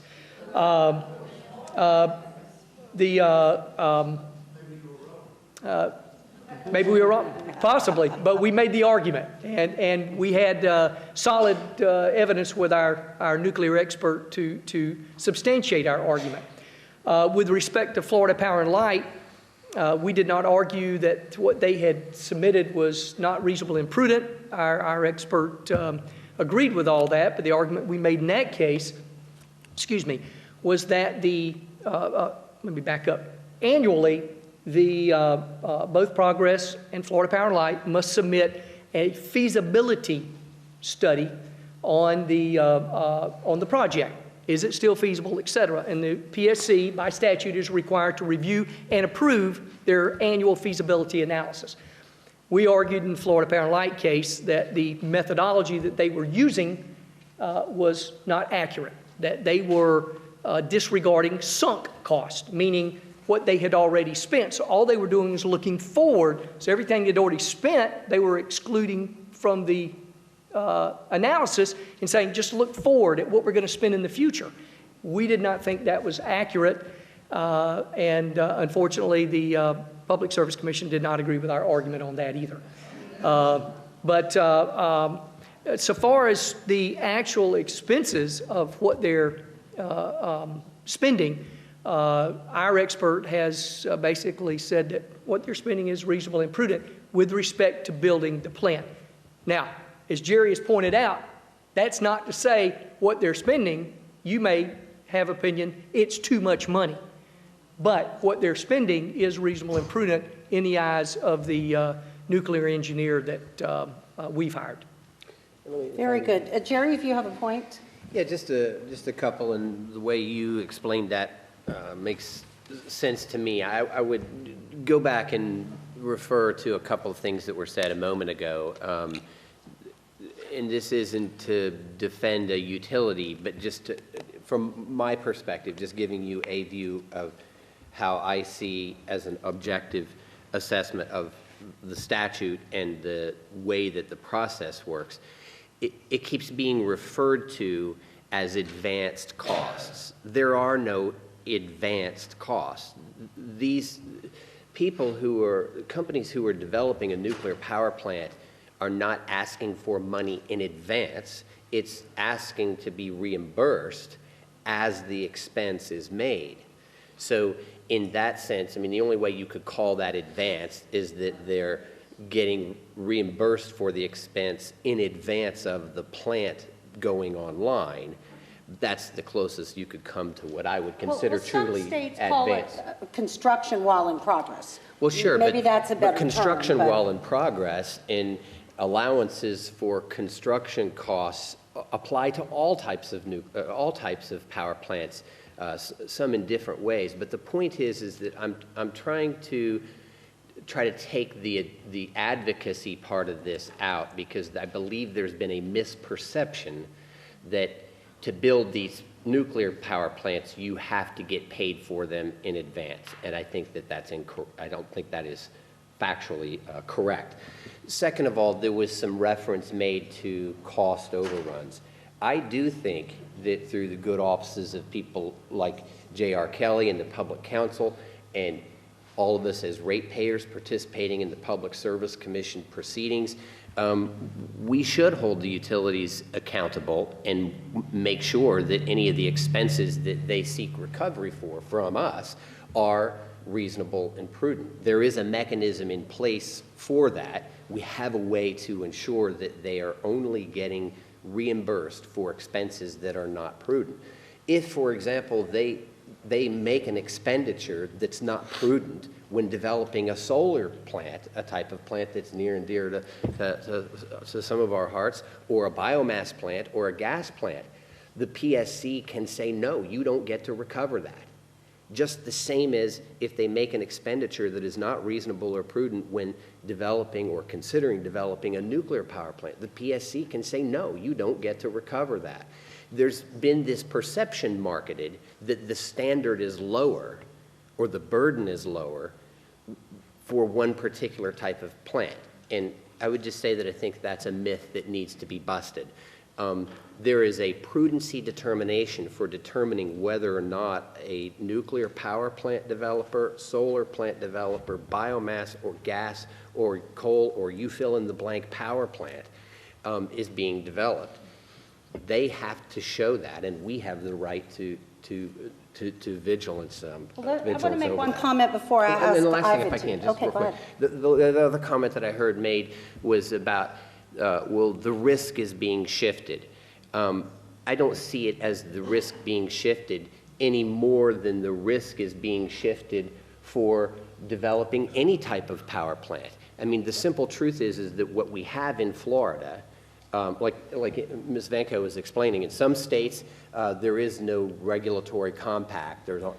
In other words, utilities just go out there and develop electricity much the same way as telecom companies develop telecommunication services, wireless, cell phones, and so on. And in some states, we say that as a matter of public policy, we as the populace are going to have a regulated system where we get private companies to build and operate these plants, and we limit the amount that they're allowed to charge us, as opposed to a telecom community charging whatever rate they want for our cell phone service. Instead, we're going to get them to build the plants. They can only charge us a fixed amount, and in return for that, they're guaranteed to have us as their ratepayers, and we are going to reimburse them for their costs. Now, in order for that to work, you had to have a proceeding in place to make sure that we can ensure that those costs are prudent. But we have that proceeding. Nobody's shifting that risk. Their risk is if they engage in an expense that's not prudent, we don't have to pay it. Well, I just want to, for sort of a point of information, when the Florida investor-owned utility contracts with a renewable energy producer, that producer has to agree to a certain price. And if something happens that makes them go above that price, unlike the investor-owned utilities that can go and get more money from the Public Service Commission, or that renewable energy producer doesn't have the ability, they've got to deliver the price for that amount. And if their power source goes offline, like Crystal River, and Ivan, this is a good segue over to you. Crystal River, they're charging us more in Progress Energy territory for the difference in the fuel charge for the plant that's offline, and they get to just pass those cost on. I remember 10 years ago or so when I started to really learn about energy issues, I thought the sweetest deal on the planet would be to be the CEO for an investor-owned utility, because no matter what you did or if you made a mistake or whatever happened, you get to pass the cost on. So a renewable energy producer does not get to do that. They have to deliver the cost at whatever they agree to. And when the Public Service Commission, when the utilities or others go before the Public Service Commission to sell renewable energy, they will be told that they can only buy, or a utility will say, we love to buy your energy, but we can only buy it at avoided cost. And avoided cost is this very low number, about 4 or 5 cents a kilowatt hour, that the utilities sort of get to by picking that lowest increment of power and putting a cost on it. Well, you can't build a new natural gas plant for that avoided cost number. So I would suggest it's sort of a structural system that has been set up to sort of protect that territory, if you will, and not open it up. So I just want to talk about that issue because, again, you have written some extraordinary pieces that most people wouldn't have the inner workings of what's gone on with these, how the cracks in the containment wall came about. But let's talk about that cost that we're paying because that plant is offline. Before you go there, I just want to correct one thing that was said. Let's be clear, the Florida Nuclear Construction Cost Recovery Rule does not give other energy sources in the state of Florida the same treatment. It's strictly a preference for a single technology.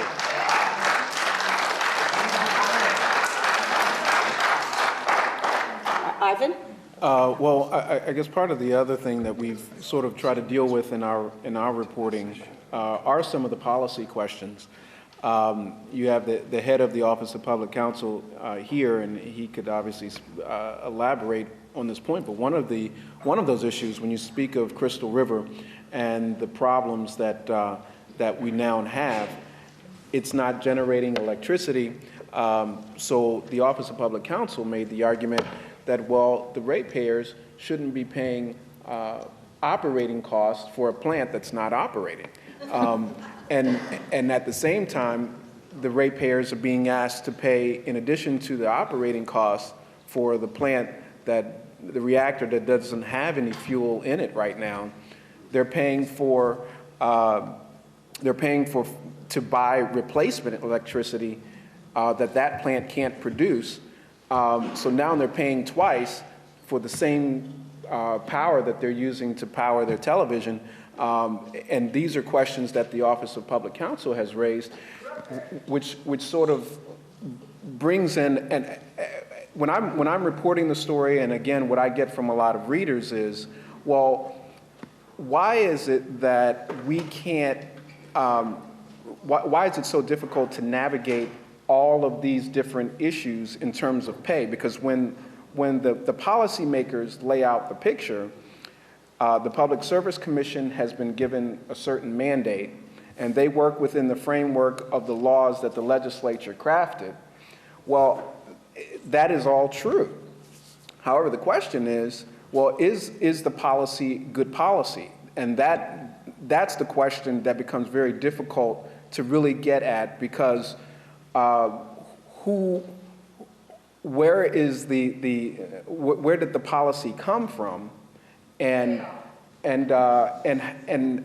who is the policy really benefiting? Is it benefiting the ratepayer? Is it benefiting the utility? Is it benefiting the investor? Because there's also the very large question when it comes to any of the sources of power. The utilities are given a guaranteed return on equity.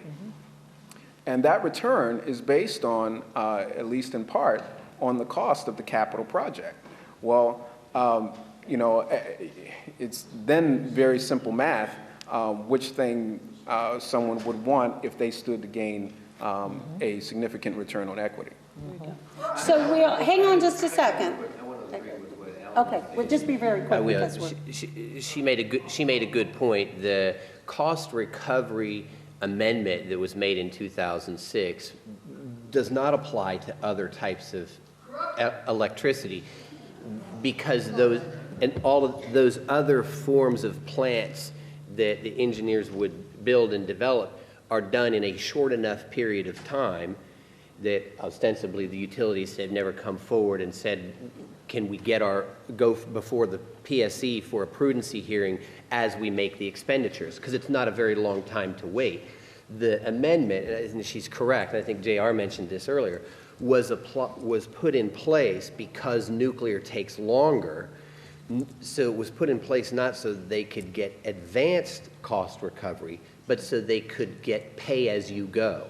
As the expenditures are made, they can go to the PSC and go through a prudency proceeding asking whether they can recover that cost because it's been expended. And I'll just say, it's not just nuclear, though. It's integrated gasification, combined cycle plant. Gas plants too. Can also get that same treatment. And that was added in 2007, where integrated gasification combined cycle, which is where they capture the emissions gasification of coal, just so everyone knows what we're talking about. So I'm just going to ask you all, I know everyone, and there's no one in the room that is more passionate about these issues than I am, but I'm going to ask you please to be respectful of both the people asking the questions and those on the panel. And if you would make your questions as quick as possible, and if you all would make your answers as quick as possible, we can get through them. And I know some people want to bring up some safety issues and the issue that the fact that Germany and Italy and Switzerland and Japan have now announced, Germany in particular, decommissioning their nuclear plants.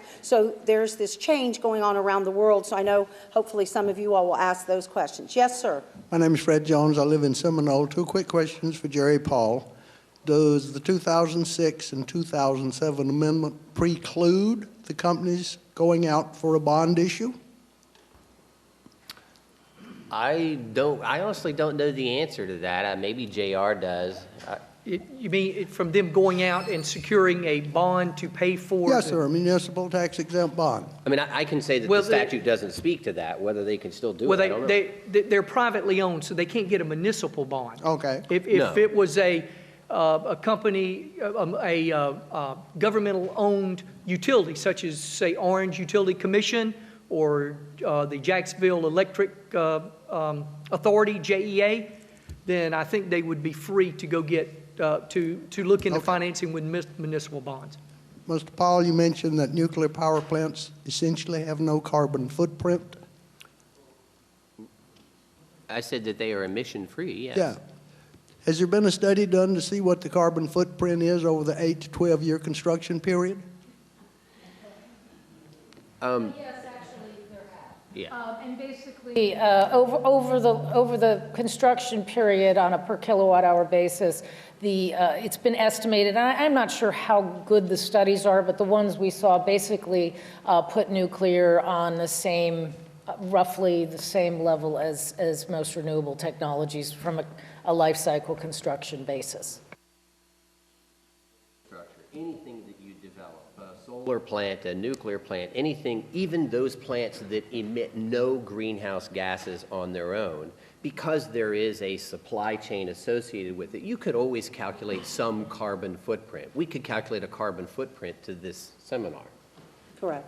I think you're referring, there's a fair amount of greenhouse gas emissions in the mining process in the transportation. So I think that's what you're getting at. Even if the plant runs emissions-free, in the process of getting there, it's not all emissions. I've heard people make those arguments about the silica for our solar that we push for and all of that. Yeah, there's always some carbon footprint. All right, next.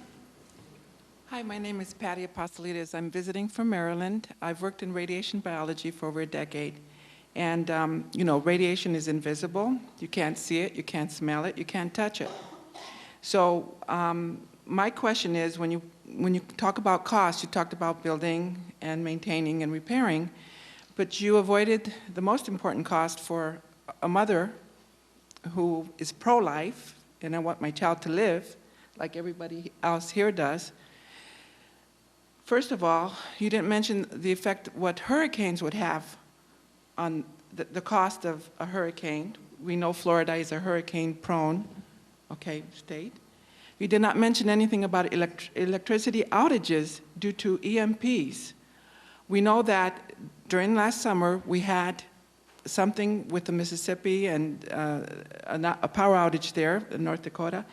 And we also, there was no mention about the cost if there is flooding, and we know that the coastal area will have possibility of flooding due to global warming. There was no mention of the cost of storing fuel-spent rods that collect over time, and the older that the power plant, the nuclear power plant is, there's more fuel-spent rods that are sitting around, costing money and spewing off radiation. So we, as a family, have solar panels on our house. How many have solar panels? Come on, how many? Okay. So my question is... Please, get to your question. Yes, my question is, why were these not costs built into this discussion? Thank you. Well, yeah, that's good. You want to talk, Chair? Chair Keller? I can quickly say that, first off, with respect to the facilities and the hurricanes, every hurricane that is hit, including Andrew and the 2004-2005 that came through either Florida Power and Light or Progress Energy's nuclear areas where their plants are, the plants shut down like they were supposed to and came right back on. They were the first facility that came back on faster than the natural gas and the coal plants. So they operated properly, and understand that the Nuclear Regulatory Commission that is in charge of the safety, they have personnel on site 24/7 at all the nuclear facilities across the United States. So they are there to always make sure that a facility shuts down if there's a problem, and it can only come back on when it follows, Jerry can tell you, extremely rigorous set of procedures. They all operated properly and safely. There was never a concern. The cost of storing fuel, we all pay because of a federal law. We all pay a small portion on the bill for the cost of fuel. That was supposed to go to build Yucca Mountain. I won't get into all of that. We all know about Yucca Mountain and the billions basically wasted there because it's now been shut down. Florida Power and Light went to court, sued the Department of Energy, and the Department of Energy now takes a portion of that fund and pays Florida Power and Light to store the fuel on site, so Florida Power and Light ratepayers don't pay a dime for the storage. I believe Progress Energy is in court, but I don't know the resolution of that one. Well, I want to say, too, that the laundry list of things that you mentioned, especially the safety concerns, and there are a number, I see Dr. Lynn Ringhaven, who's with the Physicians for Social Responsibility, and there are a lot of people concerned about the public health implications of the radiation, whether or not everything's working just fine, or if there's a problem such as a hurricane. I know we had someone from Progress Energy right here in this room in 2010 when we were looking at an oil spill, and they were very concerned about oil coming into the Gulf of Mexico for the Crystal River plant when it was working. And so those are all big concerns. They do not factor in what is come to be called externalities, the externality of asthma coming from a coal-fired power plant or the mercury emissions. They don't calculate that in Public Service Commission, proceedings, and you often don't see that in studies. And I also think some of these studies, so that you understand, are precluded just by the budget that they have for the studies to go into every single aspect of it. So you raised a number of really important points about that, and we appreciate your being here. So next, and if we could keep our questions short so we can get through everyone. Mark Lutho, Largo. Here's the solar today from 2001, and it starts with a quote from Winston Churchill, September 12, 1960. We shape our buildings, thereafter they shape us. And there's a hearing tomorrow up in Crystal River and a seminar like this over at the University of South Florida next week.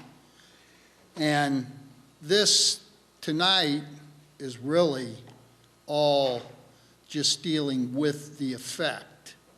And this quote here is telling you the cause. And here's the newsletter from the Rocky Mountain Institute, and what Amory Lovin says: new nuclear reactors, same old story. And here's a photograph. You see that? How many bulbs in that photo? Let's get to your question. And we have people listening to this on the radio and online, so it's hard when you show a photograph. But if you could get to your question. One bulb. It's an imaging specular reflector.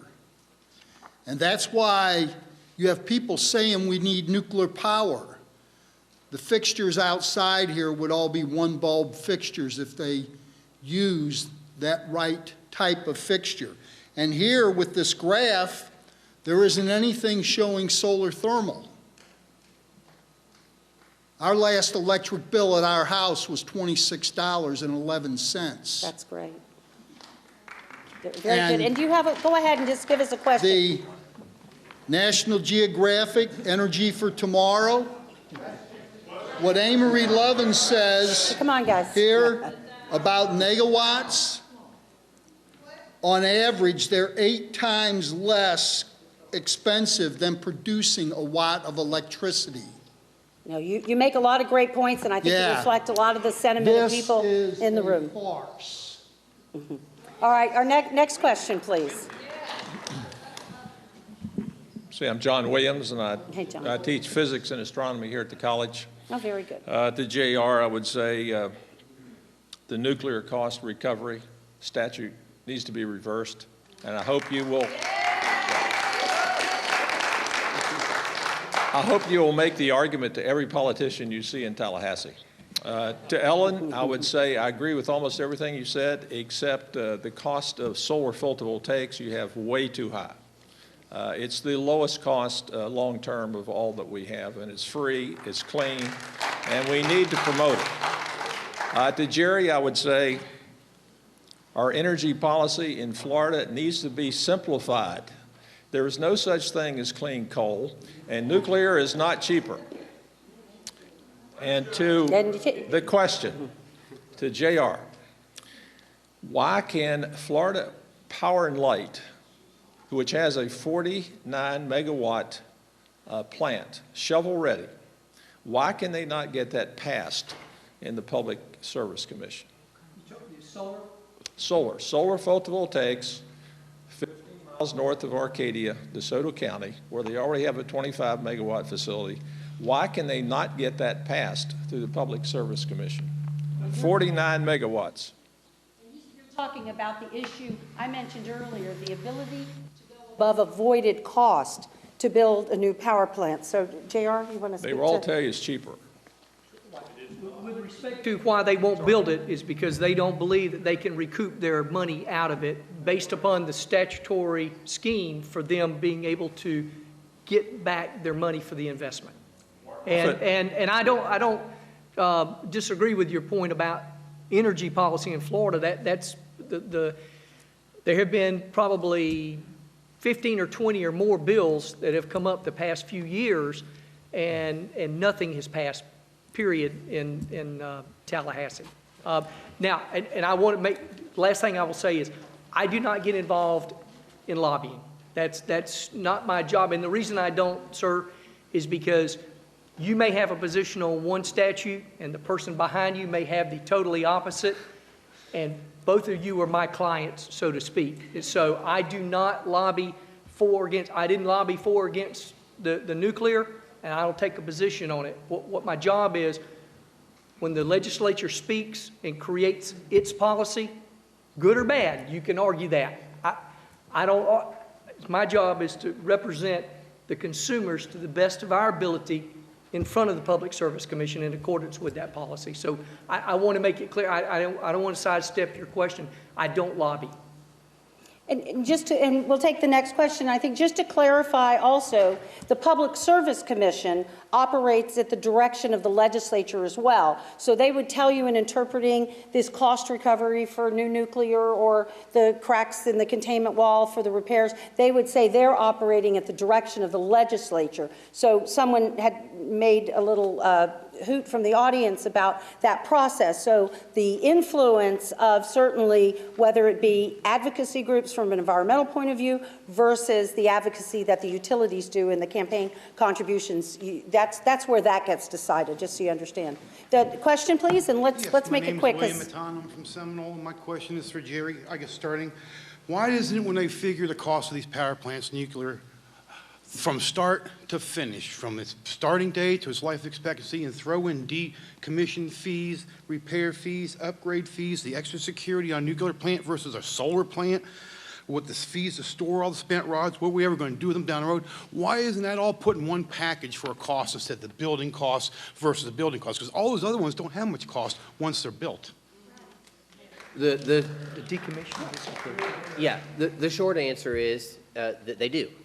And when they're going forward to ask for a determination by the Public Service Commission on the state level or whether or not they can build that plant, they do have to build all of those costs in. They do. Yeah, part of the rate you're paying and everybody pays throughout the entire state, a small portion of everybody's rate is going into what it's part of dismantlement.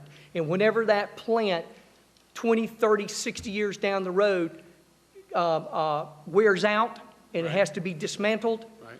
The reason is so that all of a sudden you and I, ratepayers, are not hit with a $15, $20, $30 a month surcharge to pay for the dismantlement. And that's in not just nuclear, that's every power plant type of plant there is. My question is, if you put the whole package together, the nuclear is way more. I mean, you don't have that guys in suits taking apart solar plants and stuff like that in radiation. My second question is, if it's going to be done, why don't we use an American company to build the reactors? We're using Westinghouse, which is owned by Toshiba, and who's going to keep them from putting cookies or something? If we ever go to defense with them, they can shut us down. I mean, that's crazy. Let's use American if we're going to do American. Amen. It's actually two great. I didn't get your name.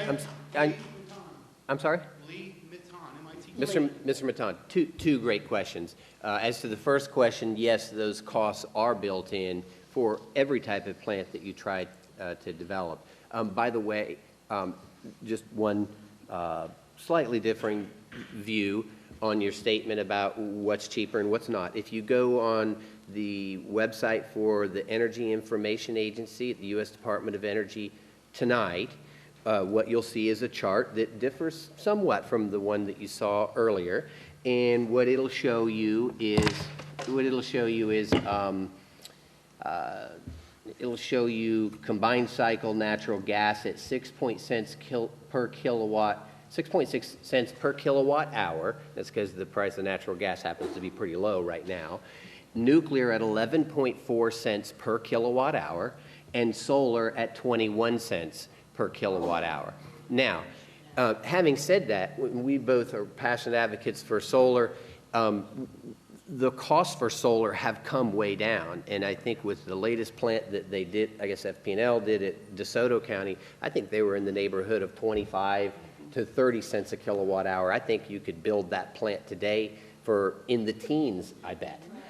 So I agree, but, and I'm not bantering with you, but it's not cheaper than nuclear right now, but clearly the curve is looking favorable. Well, and if you added in the externalities that the earlier speaker referenced, we don't even know what that would add up to, and we don't do that. Well, so but I mean, if we're really going to get into that, we have the problem from an engineer's perspective is that even if we build one of the new solar plants that we all support, it has a capacity factor of only 15 to 17%. In other words, it's only generating electricity that we can use, put into the grid for all of us to be access for a fraction of the time.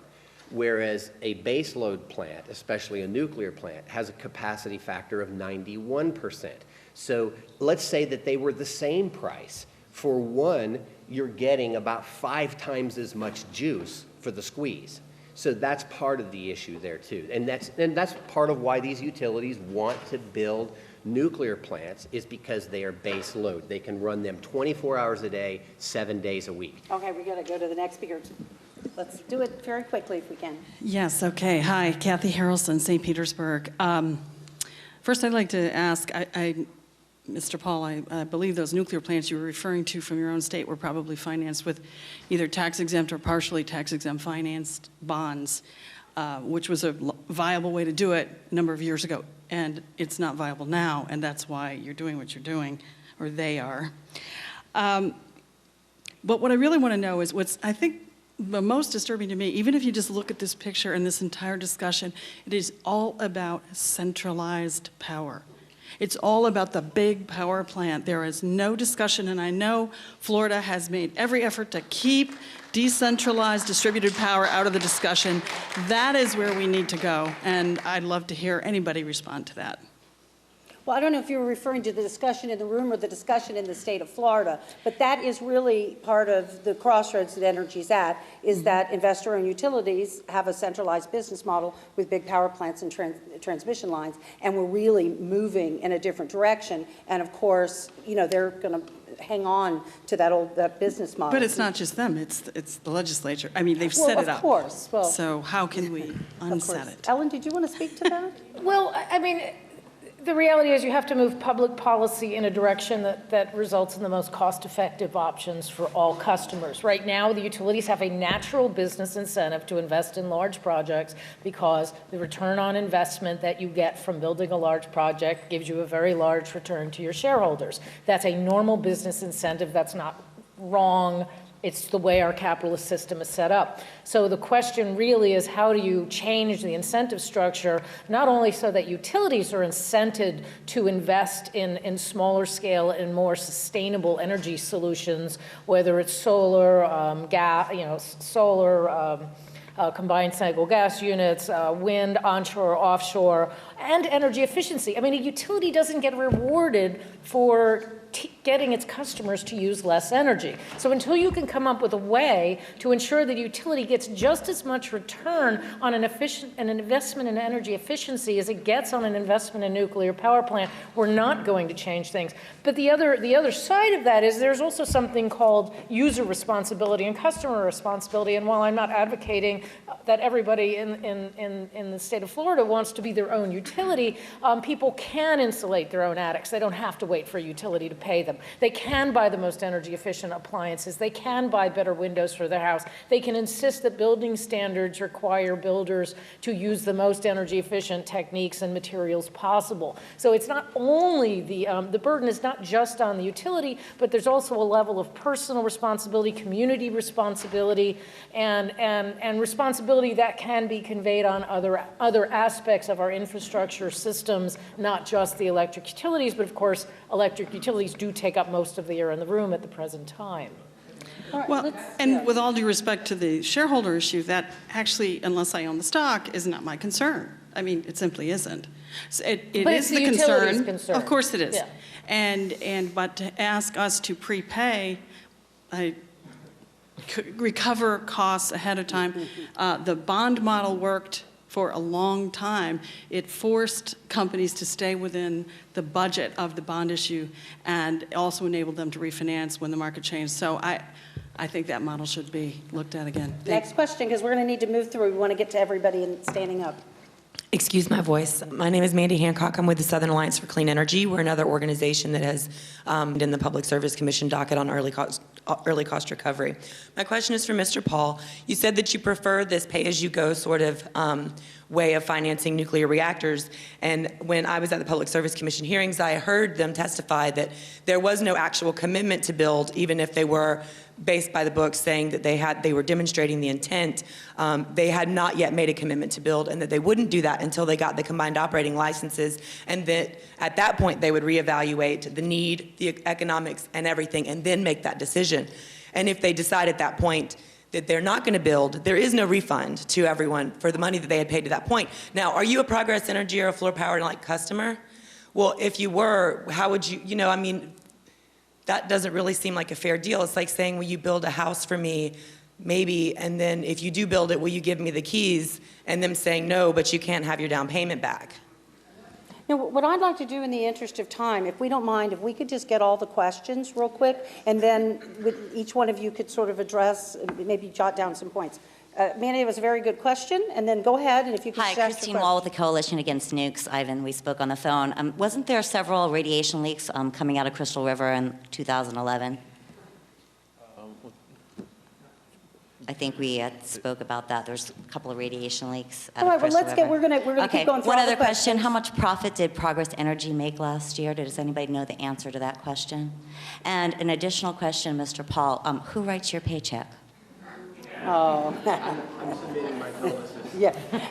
Well, I want to tell you that Jerry was very kind to take of his personal time to come down here, and he is very knowledgeable about nuclear, but also works on other energy issues. So, but go ahead. Let's ask some questions real quickly. My name is Greg Wilson. I live up in Dunedin, and I've come up with a new patent that I just submitted in for wind energy. It's name of my company is Windjammer Energy Incorporated. You can find it on the web. I don't want to invest in nuclear energy. I want to invest in my company. And I'm sure there's a lot of people here that would like to invest in wind energy, even though I haven't built a prototype yet, but I'm sure that once people look at it, they'll say, hey, I'll give it a try. I mean, that's better than making more nuclear energy.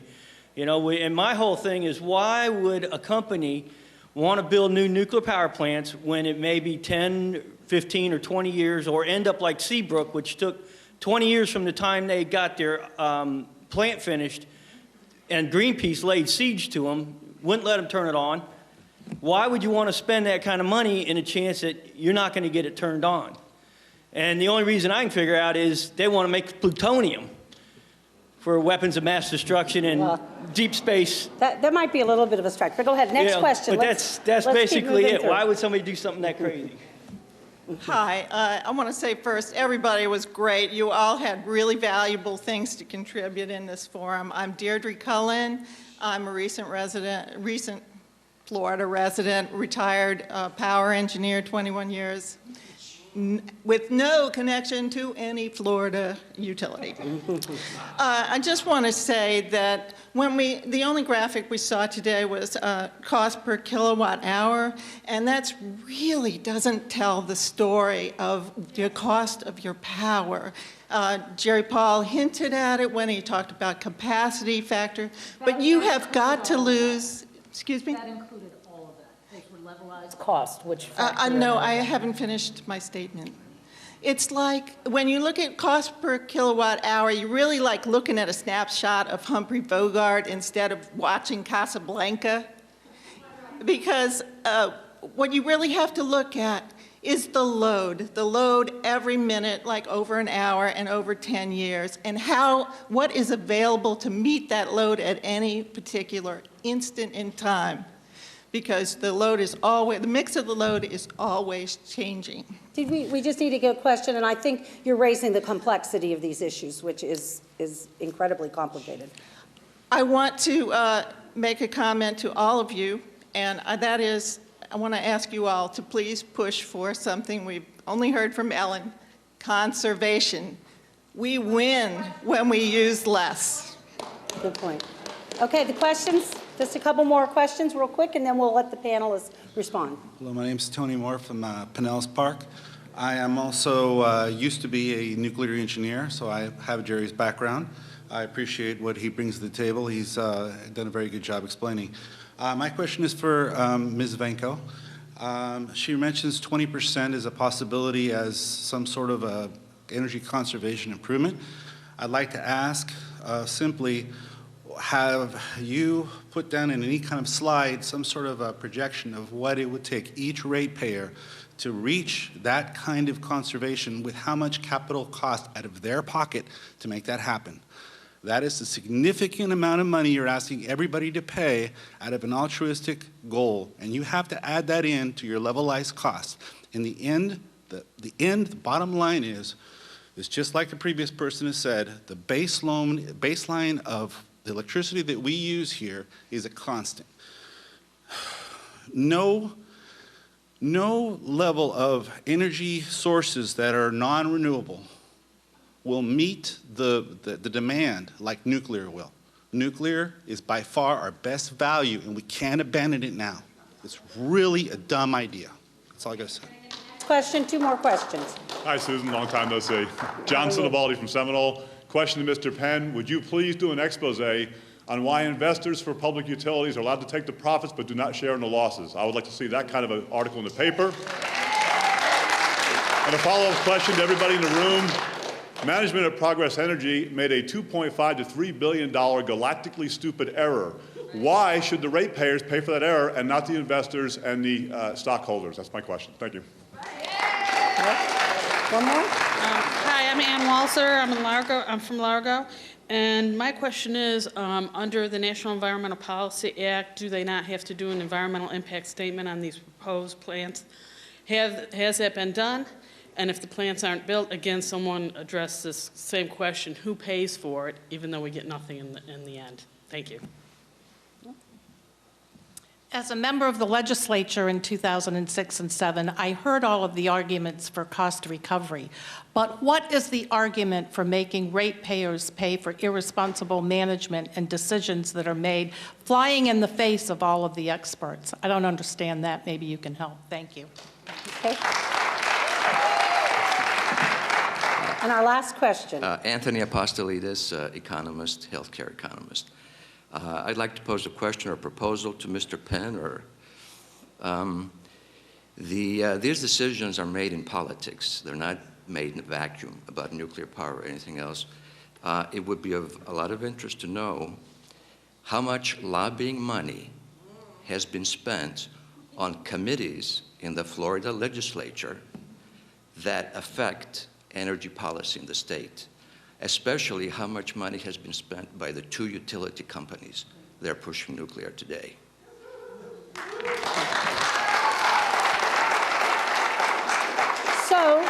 So what we're going to do is I'm going to ask in just a minute or maybe a minute and a half, each one of you, if you could touch on a couple of those things. We're running about 5 minutes behind, but we started a couple minutes. And I just wanted to answer that last question. There actually have been a number of stories. One of the colleagues, the Miami Herald and the Tampa Bay Times actually share a bureau up in Tallahassee. Shows a little bit about how journalism has changed. But Mary Ellen Kloss has written numerous stories detailing the amount of money that not just the utilities, but pharmaceutical companies and on and on. But she's done a tremendous job, and we can help you get to those stories. Because so why don't we just start on that end, from JR to Jerry and Ellen, and then Ivan.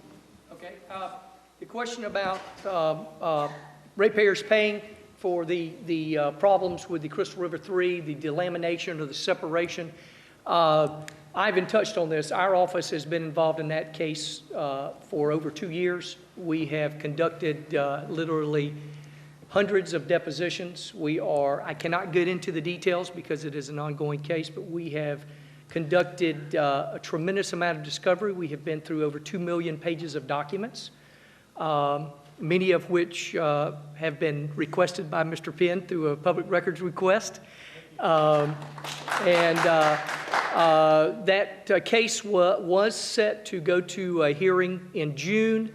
Quite honestly, we requested a continuance because it cannot be done. They only set aside 5 days. We anticipate it's going to be more like a 3 to 4 week trial. It is first of its kind in the world, and I anticipate it will be set for hearing probably the first of 2013. But I can tell you that we have engaged a world-class engineer from MIT as the expert witness with respect to material sciences, the concrete, and we are moving along to represent your interests just for the reason that raised of why should you pay for someone else's problem. The other thing, I'll answer the question about the environmental impact for the new nuclear. That is looked at by the Department of Environmental Protection, and also a portion of that by the governor and cabinet sitting as the Florida Siting Board. Once the need determination was approved by the Public Service Commission, the statutes then require the utilities to go in front of the Department of Environmental Protection. They have the jurisdiction with respect to the environmental impacts, and also the Nuclear Regulatory Commission also has its own federal jurisdiction with respect to certain environmental impacts. Very good. Jerry? Thank you, Susan. I think JR answered most of the questions that I was going to respond to, except for it's okay, you did a better job than I could have. To Ms. Cullen, the engineer, I think, yes, the appropriate way to look at it is based upon the load. It's not just one type of generation form against the other, but what do you actually need as a time, at a point in time for energy delivered to us as Floridians, and that has to be a mix. If we want to increase the amount of solar that we use because it is emissions free and it provides there's an opportunity for it to provide a lot of electricity during the peak period when it can perform, then we also have to have base load forms, and those base load forms of electricity, which can run 24 hours a day, 7 days a week with large quantities below the peak, are either coal, nuclear, or gas. And although gas is a good fuel, we're approaching now a point where we're up in the 60% of all of our electricity from gas and projected to go higher. And so there's a real concern about a lack of diversity there. So making up that base load is a decision between nuclear and coal. And I think nuclear as an emission-free source should be a part of that mix. If I don't have an opportunity to speak again, I want to thank you, Susan, and thank the college and all of my colleagues for the opportunity to spend some time together and to share some thoughts and ideas with the audience. Thank you.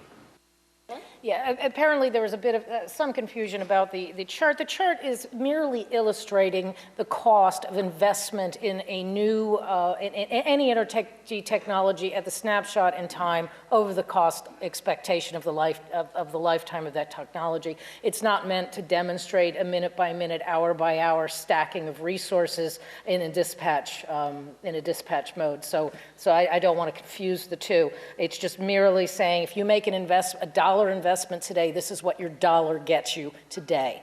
As far as energy efficiency lowers energy costs because it lowers customers' bills. The less energy you use, the lower your bill is. It doesn't mean the investment is free. Nothing is free. Every single one of these resources involves costs, and whatever we do, we're going to have to pay for it. There's no free lunch here any more than there is anywhere else.